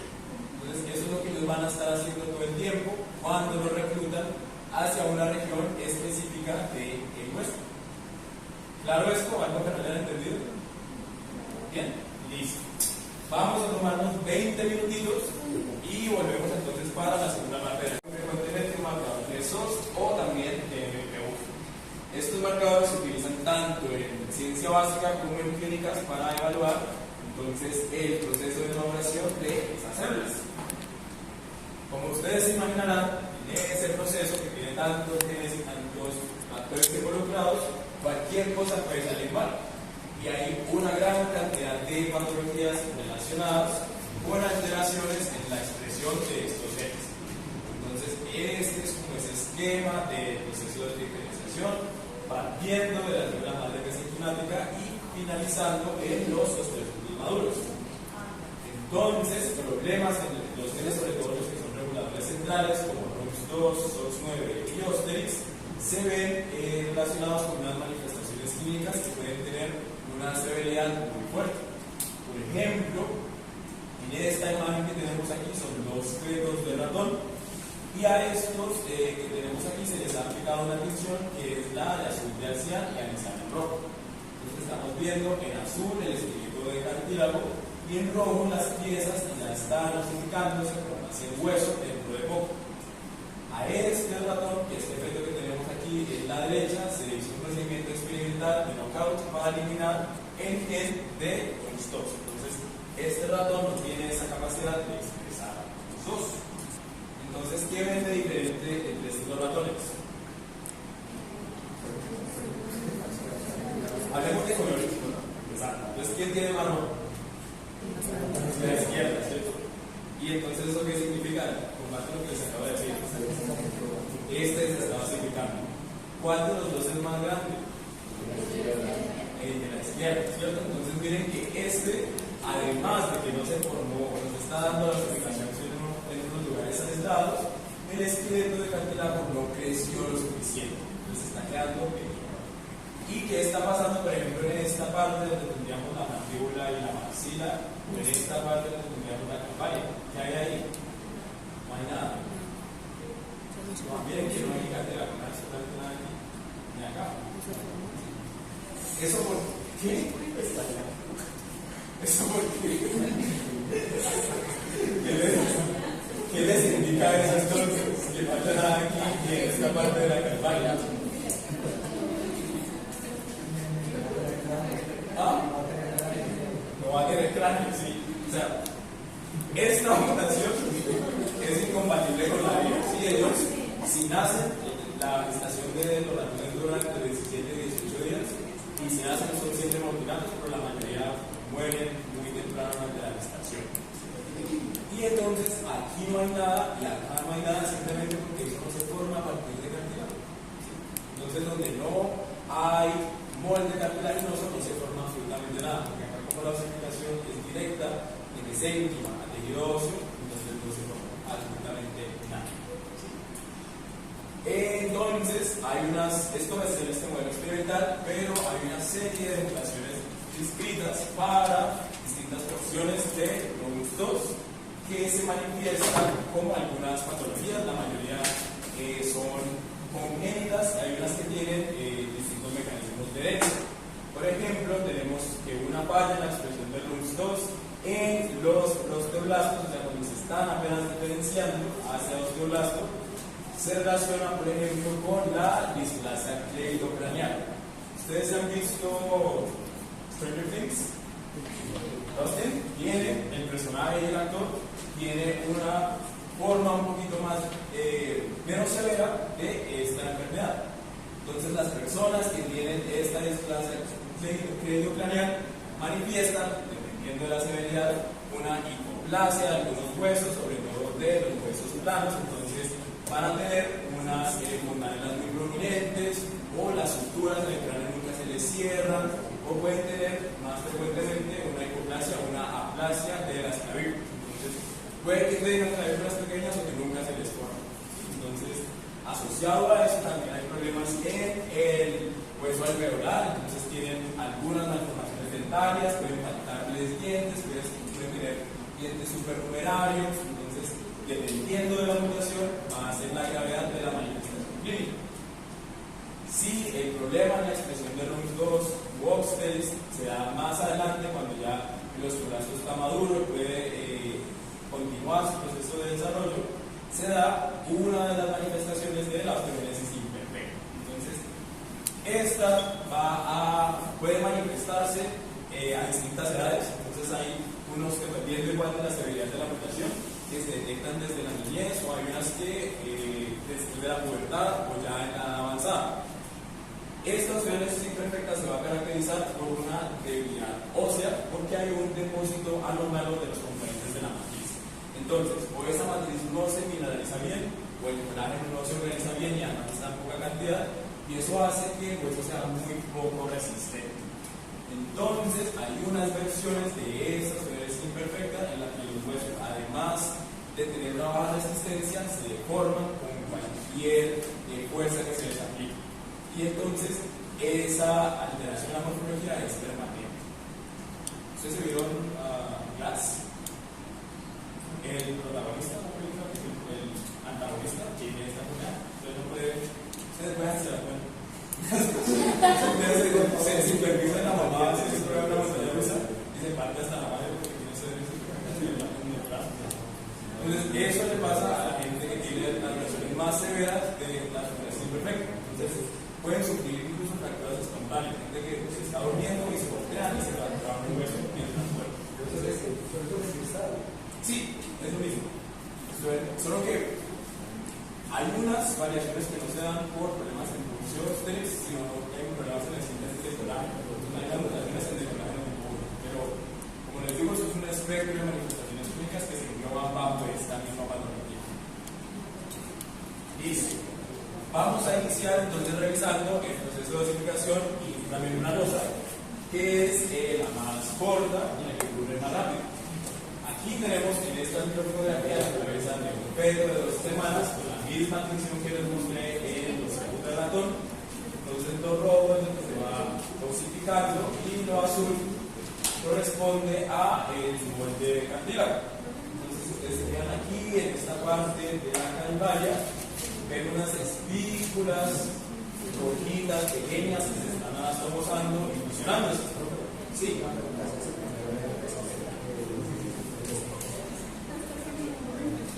No, yo solo sino que el impacto es más complejo, se demora más en la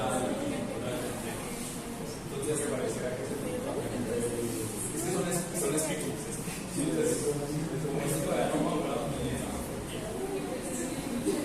Listo. Este tipo de codificación nos va a formar estos planos principalmente, entonces los de la huella craneana, los faciales, las clavículas, y también la mayor parte de la mandíbula y la maxila, sobre todo el cuerpo de la mandíbula. Esto va a iniciar entonces con una acumulación de mesénquima, que es esto que estamos viendo aquí, con un ejemplo mesenquimático, y las células están muy agrupadas. Ellas van a iniciar a producir las proteínas morfénicas de hueso, que son 9, y los 2, entonces van a expresar todos estos factores estimuladas por una señal intrínseca o por señales que les llegan a partir de las células adyacentes.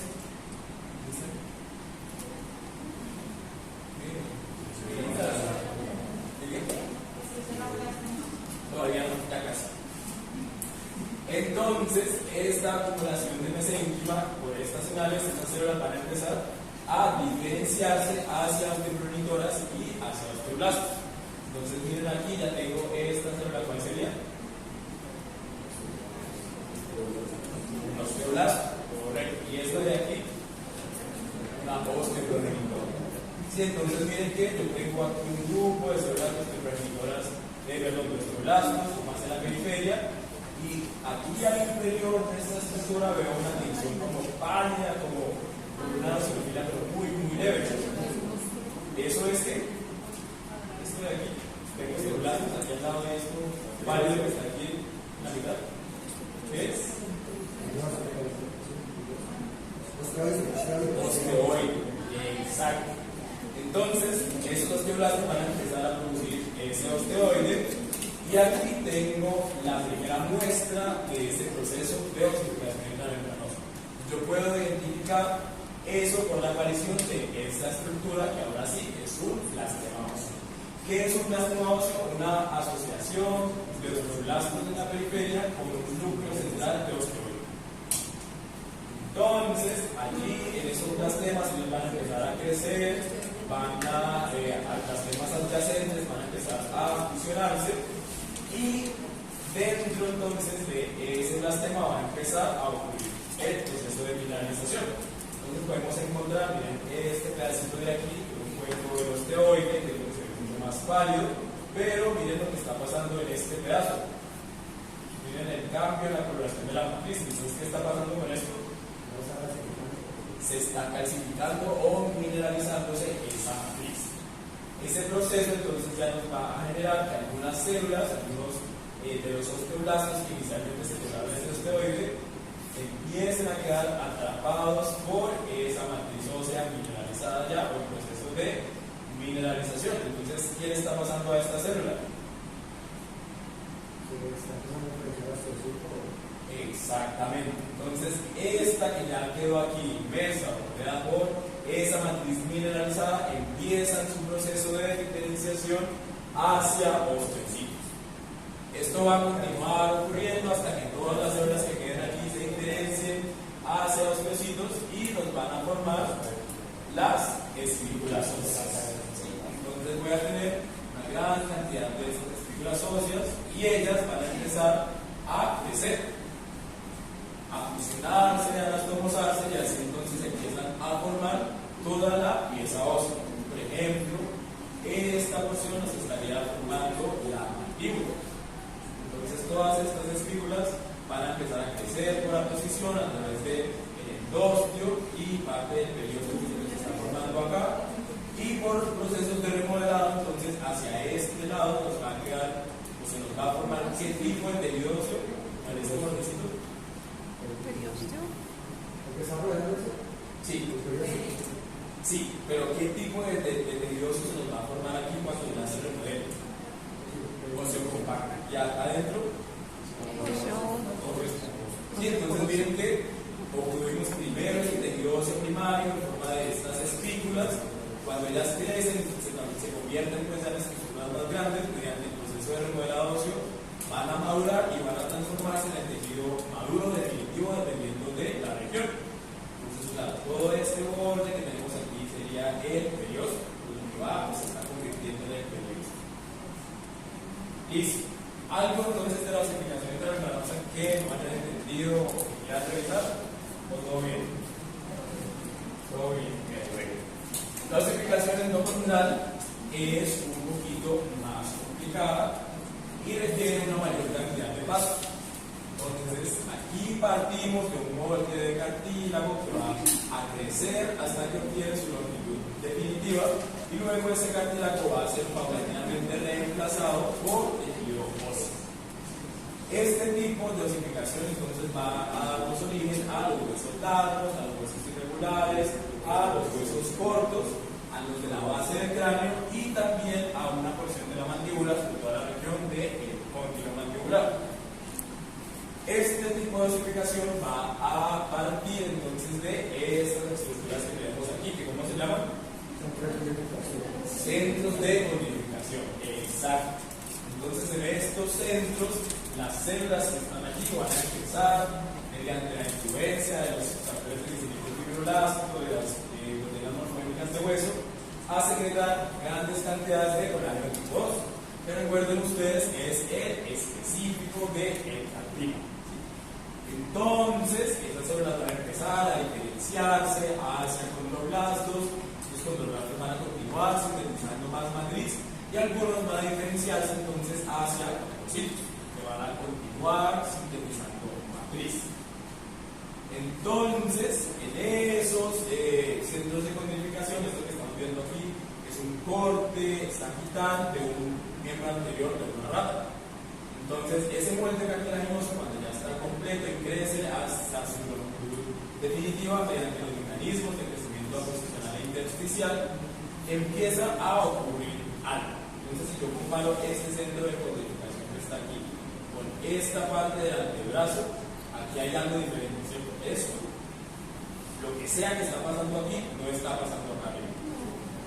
Entonces, ahora vamos a revisar más en detalle esta parte del antebrazo de esta rata, iniciando desde la porción de lo que va a ser más adelante la epífisis de ese hueso.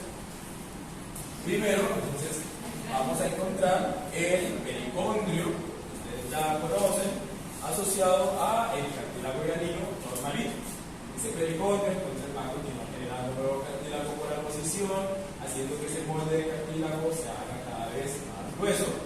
Y aquí vamos a encontrar los montrocitos al interior de la matriz que hacen mitosis, grupos isómeros y que además continúan sintetizando la matriz cartilaginosa. Estos dos procesos van a hacer que ese molde de cartílago crezca en longitud. ¿Listo? Entonces, aquí tenemos nuestro amigo el pericondrio normalito, como ya lo conocemos, y aquí al interior un cartílago hialino con una actividad proliferativa considerable.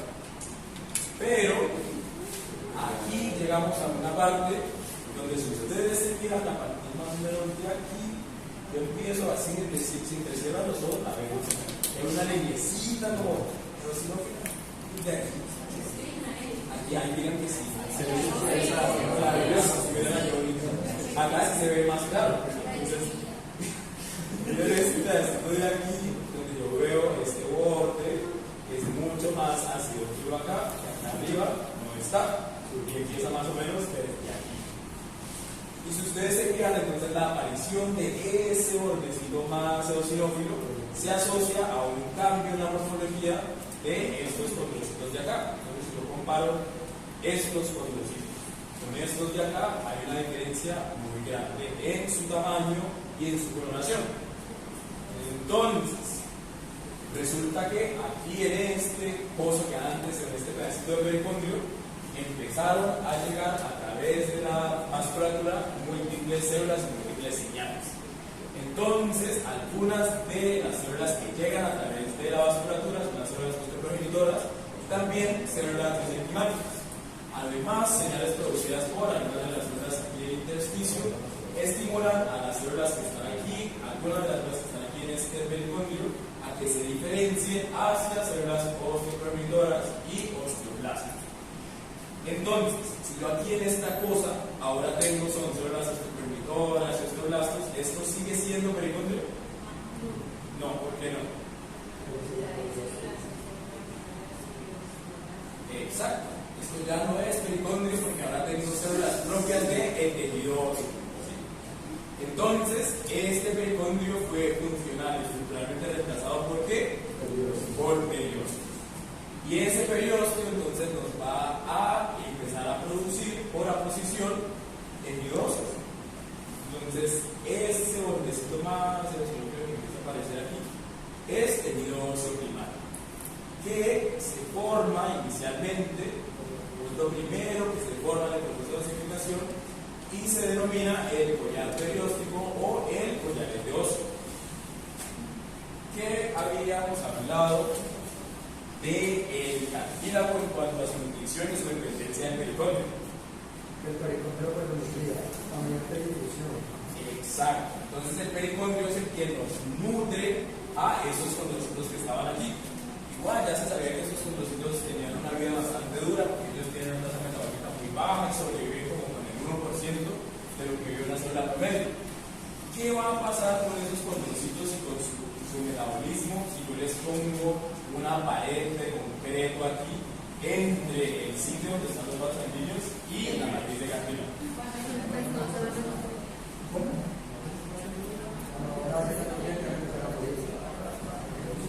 No, dejémoslo que no van a llegar los dientes. Entonces, ese collar perióstico nos va a dificultar muchísimo la difusión, porque pues estos tejidos óseos ya están mineralizados y justo habíamos hablado que esa organización, esa gran mineralización de la matriz nos permite con facilidad la difusión. Y esto no tiene ni canalículos ni nada que permita el paso de las cosas desde acá hacia acá. Entonces, ¿qué van a hacer esos condrocitos? En vista de que ya no les está llegando casi nada. Primero ellos dicen, no, bueno, pues mira, no están llegando muchas cosas, yo voy a empezar como a guardar la que encuentre por ahí. Entonces, van a empezar a tomar la glucosa que está aquí, descansa en esa matriz, los triglicéridos, los lípidos que hayan allí, y entonces van a hipertrofiarse. Van a tomar esos componentes y los van a polimerizar y a guardarlos al interior en unas vacuolas. Entonces van a llenarse de glucógeno y también de gotas de líquidos. Eso nos genera una hipertrofia, es decir, que el condrocito se hace mucho más grande. También eso se relaciona con un cambio en la coloración de las células. Miren que el citoplasma de estos condrocitos ahora se ve muy pálido, porque recuerden ustedes, ni el glucógeno ni los lípidos tiñen con la dirección de los lípidos. Entonces tengo los condrocitos mucho más grandes y más pálidos, comparados con la región anterior. Entonces, estas células ya empezaron a acumular cosas, pero el tiempo sigue pasando y ellos siguen sin recibir nutrientes a partir de ahora nuevo periósteo. Entonces ya empiezan como a desesperarse y tratan de modificar la matriz.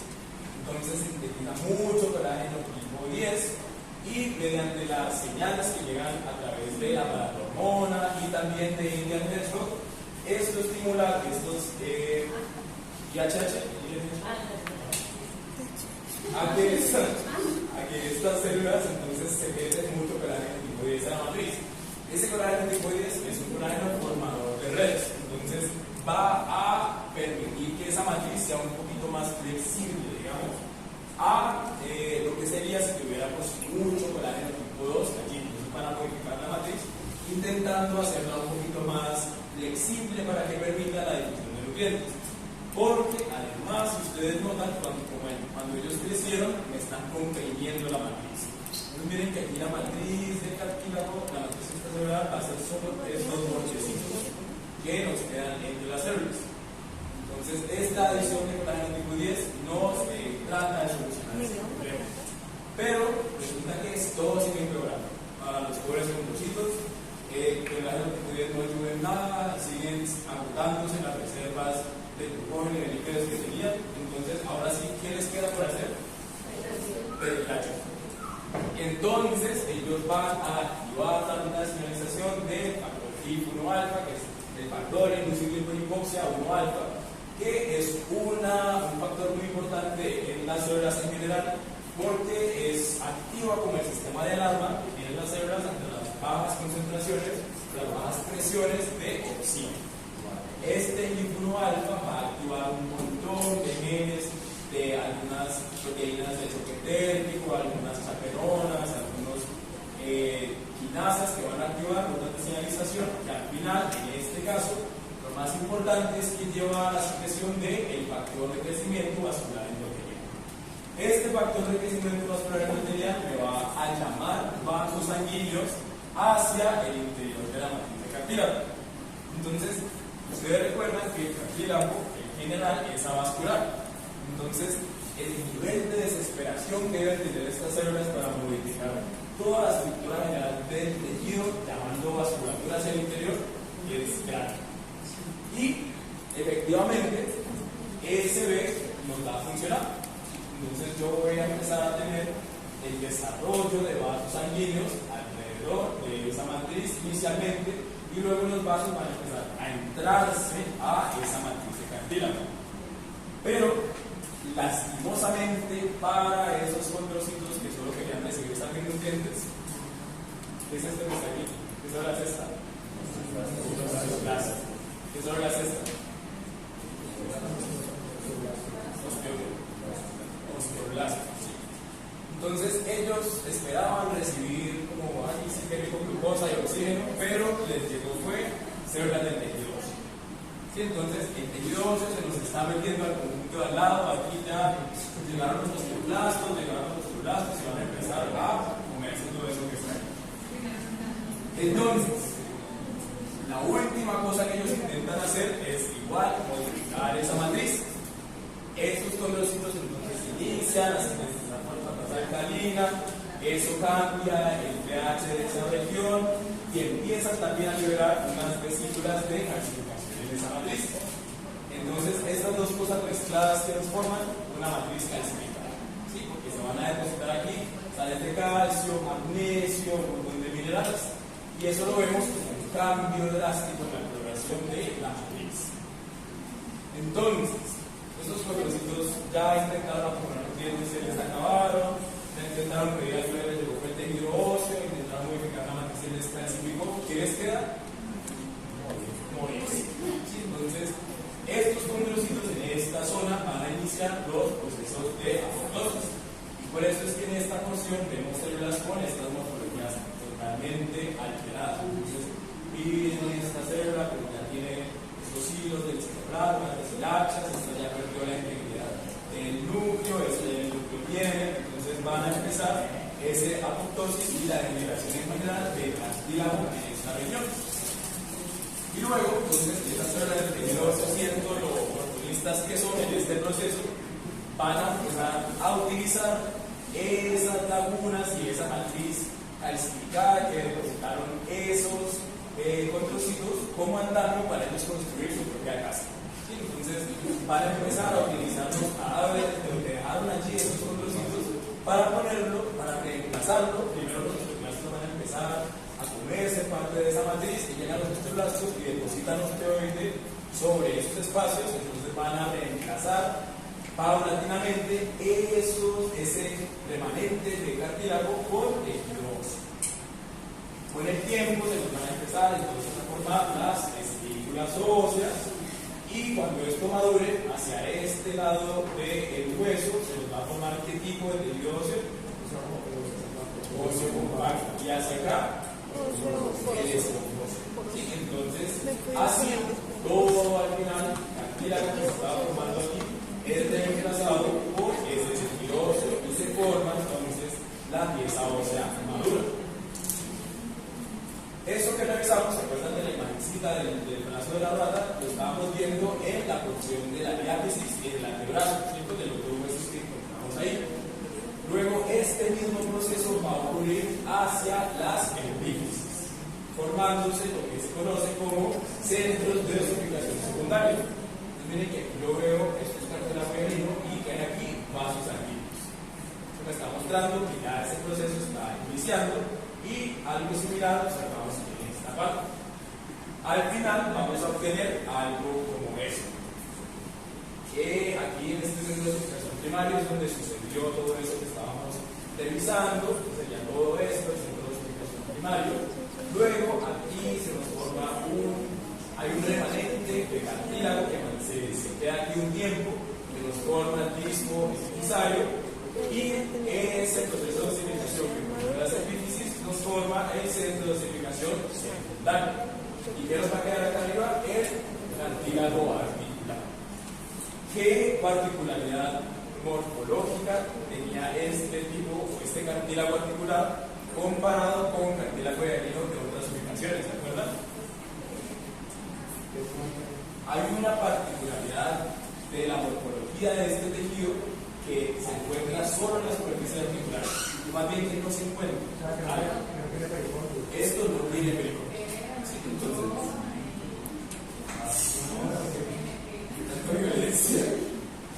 Entonces, este cartílago articular no va a tener pericondrio y esto tiene unas repercusiones funcionales muy importantes para el desarrollo de sus tareas y para su potencial de reparación. Todo eso que vimos que le estaba pasando esa triste historia de los condrocitos en ese disco se puede observar históricamente en una serie de zonas. Entonces vamos a tener una zona de reserva, una zona de proliferación, una zona de hipertrofia, una zona de calcificación y una zona de resorción. De aquí para atrás tengo cartílago. Aquí ya tengo ¿qué tipo de tejido? Óseo primario. Eso es muy importante. Miren que el cartílago se acaba aquí donde se mueve. Y luego he reemplazado ya por el óseo. El proceso de osificación entonces se va a dar desde la diátesis del hueso hacia las epífisis. ¿Sí? El fenómeno biológico de la osificación se da en esa dirección, pero la descripción y el estudio de las zonas se hace en el sentido opuesto. ¿Sí? Esto es algo completamente artificial, porque cuando se estaban inicialmente describiendo las zonas de este proceso, la persona que la describió lo hizo en ese orden y así se quedó y así se estudió. Pero esto no tiene nada que ver con la dirección real en la que se da el proceso, que es en el sentido opuesto. ¿Listo? Vamos entonces ahora a revisar las características histológicas de cada una de estas zonas, iniciando por la zona de reserva. Aquí entonces los condrocitos van a ser bastante pequeños, redondeados y no van a tener ningún tipo de organización.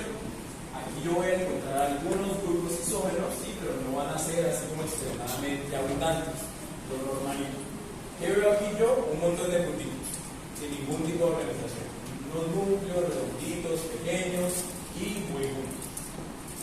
Luego, entonces, en la zona de proliferación vamos a poder encontrar ya unos condrocitos con unas formas diferentes. Ellos van a ser más alargados y van a estar un poquito más juntos. Además de eso, voy a encontrar que se organizan en unas columnas muy definidas. Entonces tengo muchísimos grupos isógenos con los condrocitos alargados formándome unas columnas. Y aquí esto se ve un poquito más claro. En la próxima zona, entonces, es donde estos condrocitos empiezan a acumular glucógeno y lípidos, se hipertrofian, entonces se hacen mucho más grandes. Van a continuar organizados en estas columnas y la diferencia importante va a ser que tienen un tamaño mínimo unas 6 veces mayor que los condrocitos de las zonas anteriores. Y ya en la zona de calcificación lo que se observa es un cambio abrupto en la coloración de la matriz y la aparición de esos condrocitos ya en degeneración.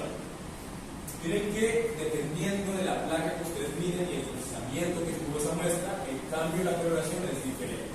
Yo voy a tener unas bolitas así donde el cambio se ve más basófilo. Miren, esta sería el pedazo de la matriz de cartílago normal y aquí la parte calcificada que se ve más basófila, pero van a haber placas donde lo que hay es un aumento en la acidofilia de esa parte. Entonces lo que van a observar es un cambio importante en la coloración. Se puede ser hacia una basofilia más fuerte o hacia una acidofilia más intensa. Pero hay un cambio muy claro, miren aquí esto es menos intensamente entendido que esto de acá. Y ya por último tenemos la zona de resorción. Aquí es donde ustedes van a encontrar ya las espículas óseas bien formadas y van a empezar a encontrar los osteocitos. primario y informado. Aquí, entonces, ¿qué zona sería esta? Bueno,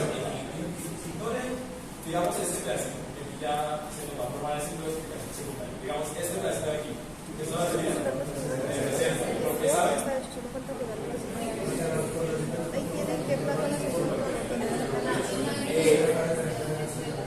Exacto, todo eso que acabas de decir es cierto. Puntitos, separados, sombreros pequeños, las células no están organizadas. Listo, entonces zona de reserva. Aquí, zona de proliferación. ¿Por qué saben? Porque hay muchos grupos obreros que más están un poquito más grandes y alargados y están organizadas en columnas. Exacto. ¿Y esta zona cuál sería? El hipertrofia. ¿Por qué saben? Exacto. Entonces son mucho más grandes que los de atrás. ¿Sí? Y siguen organizados en columnas. ¿Y esta zona entonces cuál sería? Calcificación. ¿Y por qué saben? Cambio de coloración y aparición del texto. Porque cambia la matriz, aquí se ven más hombres. ¿Sí? Y entonces ya esta última que nos queda, ¿cuál es? Por rescate. La dispersión. ¿Por qué saben? Además de por rescate. Las espículas óseas. Exacto. Eso es lo único que hay que saber. Acuérdense que de aquí hacia atrás, cartílago, y de aquí hacia adelante, tejido óseo. Listo. Algo de aquí de esta zona, del proceso de secreción, que no hayan entendido, que quieran revisar. ¿No? Listo. Ahora entonces vamos a hablar un poquito sobre las consideraciones del crecimiento ya no del tejido óseo, sino de los huesos como órganos propiamente. Entonces, ustedes saben que los huesos tienen que crecer tanto en grosor como en longitud. Vamos a tener que ese crecimiento en longitud de los huesos se da únicamente gracias a la presencia del cartílago en ese disco epifisiario. Aquí yo voy a tener que acá arriba estaría, digamos, la zona de reserva e inmediatamente debajo la zona de proliferación. Entonces esos condrocitos mitóticos de la zona de proliferación me van a aumentar la cantidad de cartílago en esta dirección, como hacia la epífisis del hueso. ¿Y qué está pasando en el lado opuesto, acá abajo? Si acá estoy poniendo un nuevo cartílago, ¿qué está pasando acá con él? Está siendo reemplazado por tejido óseo.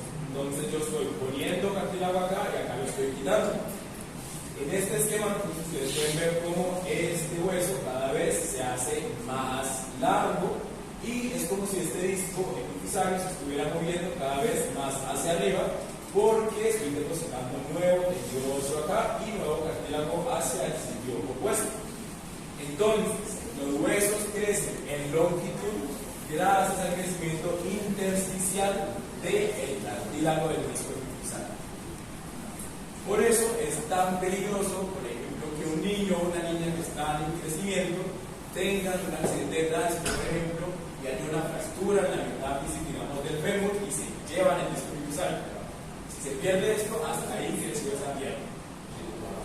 Esto no hay forma de trasplantarlo ni de reestimularlo. Si se pierde el disco epifisario, entonces esa parte o ese hueso va a dejar de crecer en longitud. Obviamente nos queda el disco epifisario de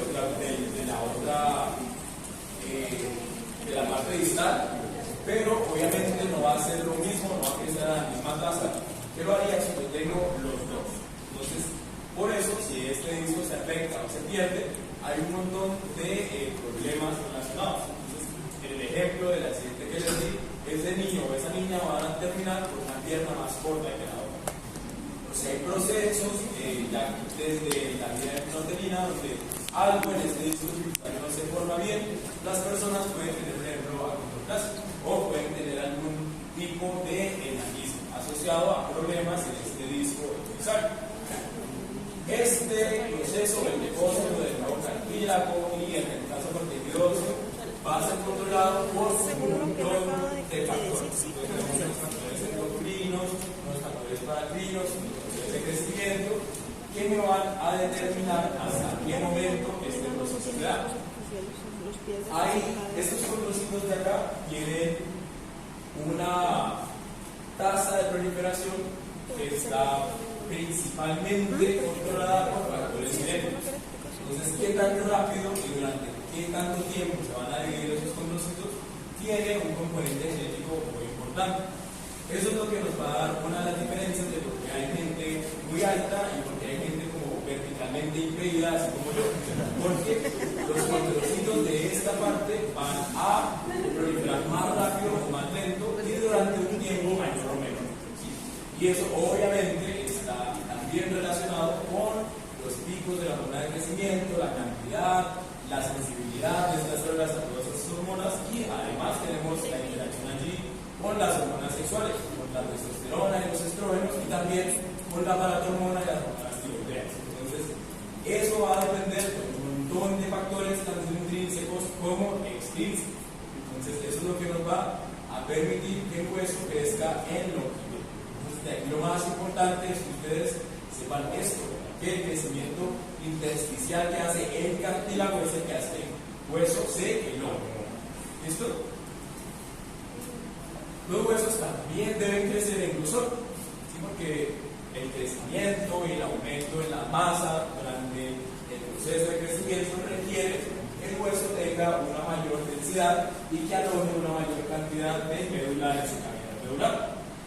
Entonces, aquí tenemos el hueso de un infante y miramos entonces que la región cortical de ese hueso es más delgada de lo que encuentra en un adulto, y también la cavidad medular es más pequeña aquí que en el hueso de un adulto.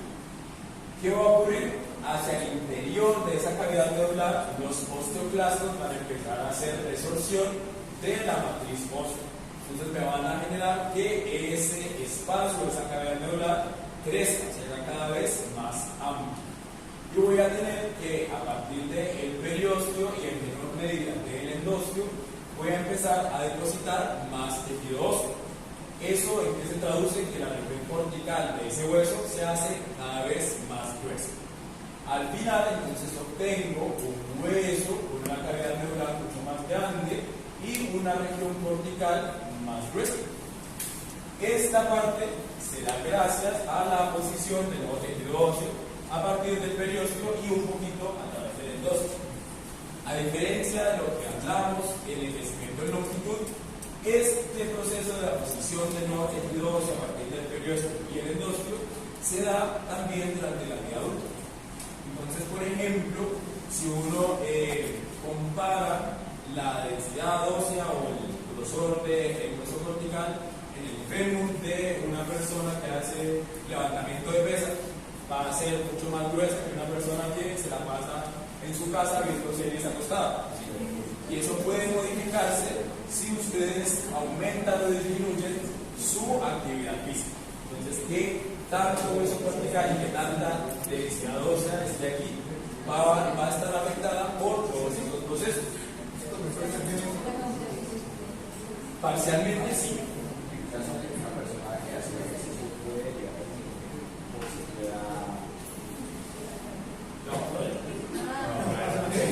Entonces, lo del crecimiento de longitud del hueso tiene un tiempo limitado, se mantiene hasta un poquito después de la pubertad, ¿sí? Cuando a uno, se me olvidó decirles que esto finalmente se osifica. ¿Por qué?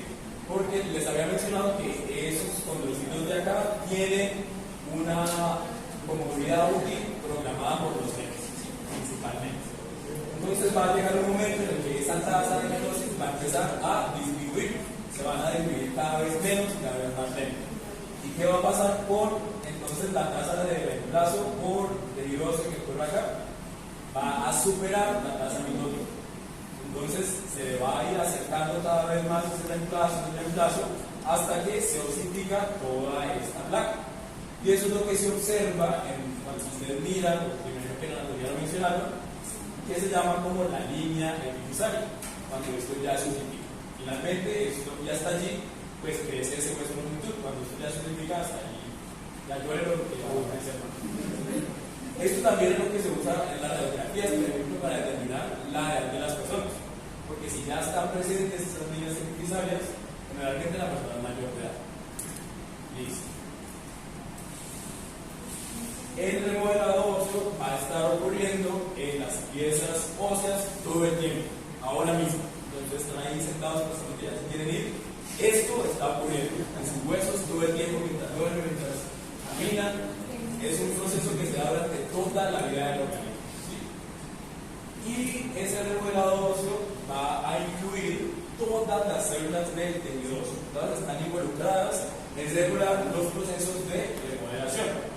Aquí también una diferencia importante. Remodelado y resorción no es lo mismo. ¿Sí? La resorción es una parte de ese proceso de remodelado óseo y lo hacen los osteoclastos. ¿Sí? Pero el remodelado va a tener más pasos y va a involucrar a todas las células del tejido óseo. Bueno, digamos que había una persona que venía bajando el parche en una bicicleta y se cayó, se partió hasta la madre y le enyesaron toda la pierna. ¿Sí? Digamos. Entonces, antes de que esa persona tomara esa mala decisión en la mañana, digamos que la superficie ósea de su fémur estaba así, en reposo, bien, con una densidad y una cantidad de matriz importante. Cuando esa persona se cayó y la enyesaron, entonces esa pierna no la va a utilizar. Y entonces, ¿qué van a decir estos dos pesitos? ¿Qué va a pasar con la mecanotransducción que les pueden hacer? ¿Para qué voy a tener eso ahí que me costó un poco de ATP si este muchacho no está moviendo la pierna? Entonces, ¿quién va a llegar? Los osteoclastos, y van a empezar a degradar la matriz en esa región. Van a empezar a comerse todo ese tejido óseo.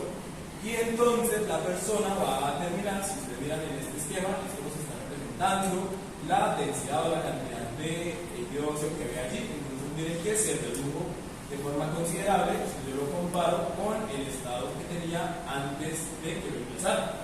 Entonces aquí ya estamos como en el momento más triste donde esa pierna ya se adelgazó y perdió músculo y perdió de todo. ¿Sí? Luego entonces de unas semanas o un par de meses le quitaron el yeso y la persona empezó a ir a terapia. Entonces el hueso va a empezar a recibir esas nuevas fuerzas, esas nuevas presiones. Entonces, ¿ahora qué van a decir todos los pesitos? Como, ya está empezando a usar la pierna otra vez, entonces a muy débil, pongan hueso aquí blanco, básicamente. Entonces van a empezar a producir esos factores que me van a estimular a estas células, como las del revestimiento óseo, para que se activen otra vez, se diferencien a esos osteoblastos y también van a llamar osteoblastos de osteoblastos y van a estimular la diferenciación de osteoblastos a partir de células de osteoprogenitora. Entonces voy a tener osteoblastos que van a empezar a depositarme osteoide. Ese osteoide luego entonces se va a mineralizar y me va a formar un nuevo tejido óseo ya maduro. Entonces la persona va a empezar a recuperar masa ósea por el nuevo depósito de tejido óseo. Esto puede aumentar incluso a unas cantidades mayores de lo que estaban inicialmente si la persona continúa haciendo actividad física superior a la que hacía antes del accidente. Esto también puede ocurrir en el sentido opuesto. Otra vez, entonces digamos que si uno hacía mucho ejercicio antes, pero no sé, llegó a un semestre en la carrera donde ya dice que no quiere hacer nada, sino que quiere dormir, esto va a ocurrir nuevamente en este sentido. Entonces va a ir perdiendo masa ósea. Esto entonces es muy importante porque ocurre de forma constante y es lo que nos regula en general la densidad y la calidad de los huesos. ¿Qué ocurre entonces con el envejecimiento? ¿Qué creen ustedes? ¿Por qué es mucho más probable que si un señor de 84 años se cae, se fracture algo, a que se caen ustedes?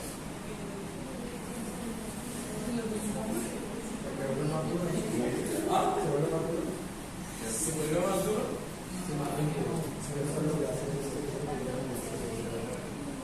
Estos procesos entonces del remodelado van a cambiar. ¿Sí? Entonces ya, primero, esa matriz se va a empezar a envejecer literalmente. Entonces la calidad del colágeno y el depósito de los nutrientes se va a ver afectada. Además de eso, ya la actividad osteoclástica va a estar un poquito menos regulada y ellos van a depositar, a resolver ¿Ven? A eliminar más matriz de lo normal. Entonces al final los huesos nos van a quedar más porosos, con una menor densidad y con una menor cantidad de minerales. Por eso entonces la debilidad ósea es una de las marcas de la senescencia, del envejecimiento.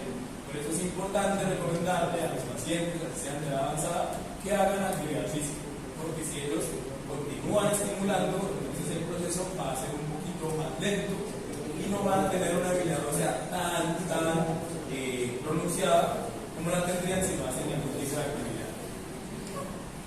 Por último, entonces vamos a hablar del proceso general de reparación de las fracturas. El tejido óseo y los huesos en general son de los órganos que tienen una capacidad de regeneración relativamente alta. Entonces, cuando se da una fractura, obviamente, como el tejido óseo es altamente inervado y vascularizado, primero le va a doler mucho y luego entonces se nos va a formar un hematoma. Entonces, toda esa sangre se va a coagular y se nos va a formar ese tapón hemostático. En este hematoma, entonces, luego van a llegar células, van a llegar citoplasmas, van a llegar macrófagos, que van a empezar a modificar los componentes de esa matriz y también vamos a tener la invasión de vasos sanguíneos que van a empezar a llegar hacia ese lugar para permitir la nutrición de las células que acaban de invadir ese hematoma.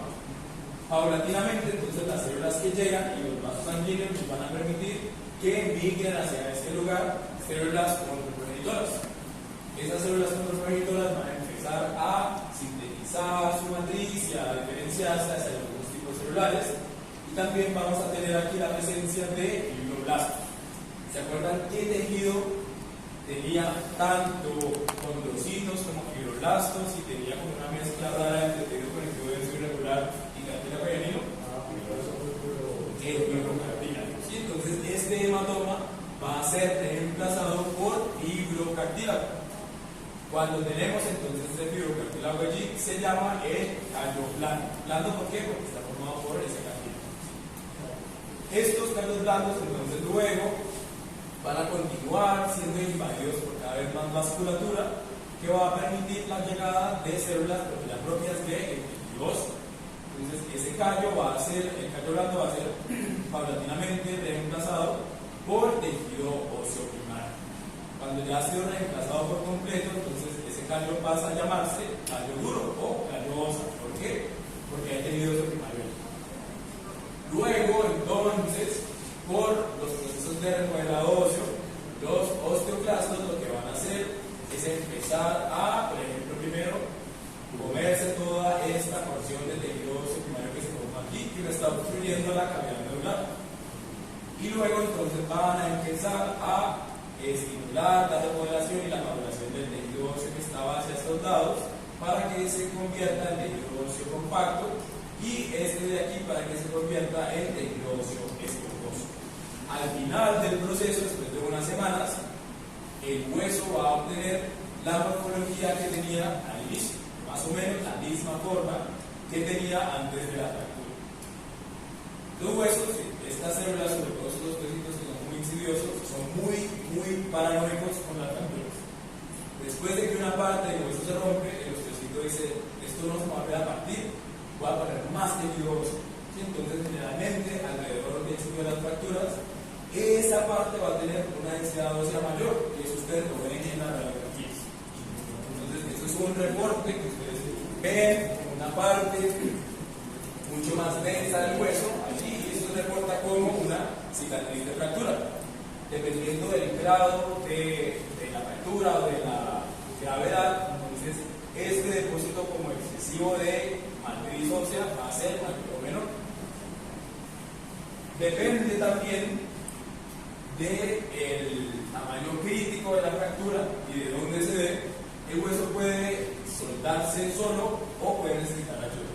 Entonces, por eso, si la fractura fue muy grande o si esta parte se pulverizó, yo voy a necesitar, por ejemplo, un tutor externo o unas placas, unos clavos que me permitan que el hueso, cuando haga contacto en las dos superficies, no se doblen, o no se pongan, no se superpongan, o no se tuerzan, entonces que el hueso tenga la forma original. Hay ocasiones, sobre todo los huesos planos, como los de la hora 3 craneal que eso tiene una medida exacta del tamaño crítico cuando se olvidó.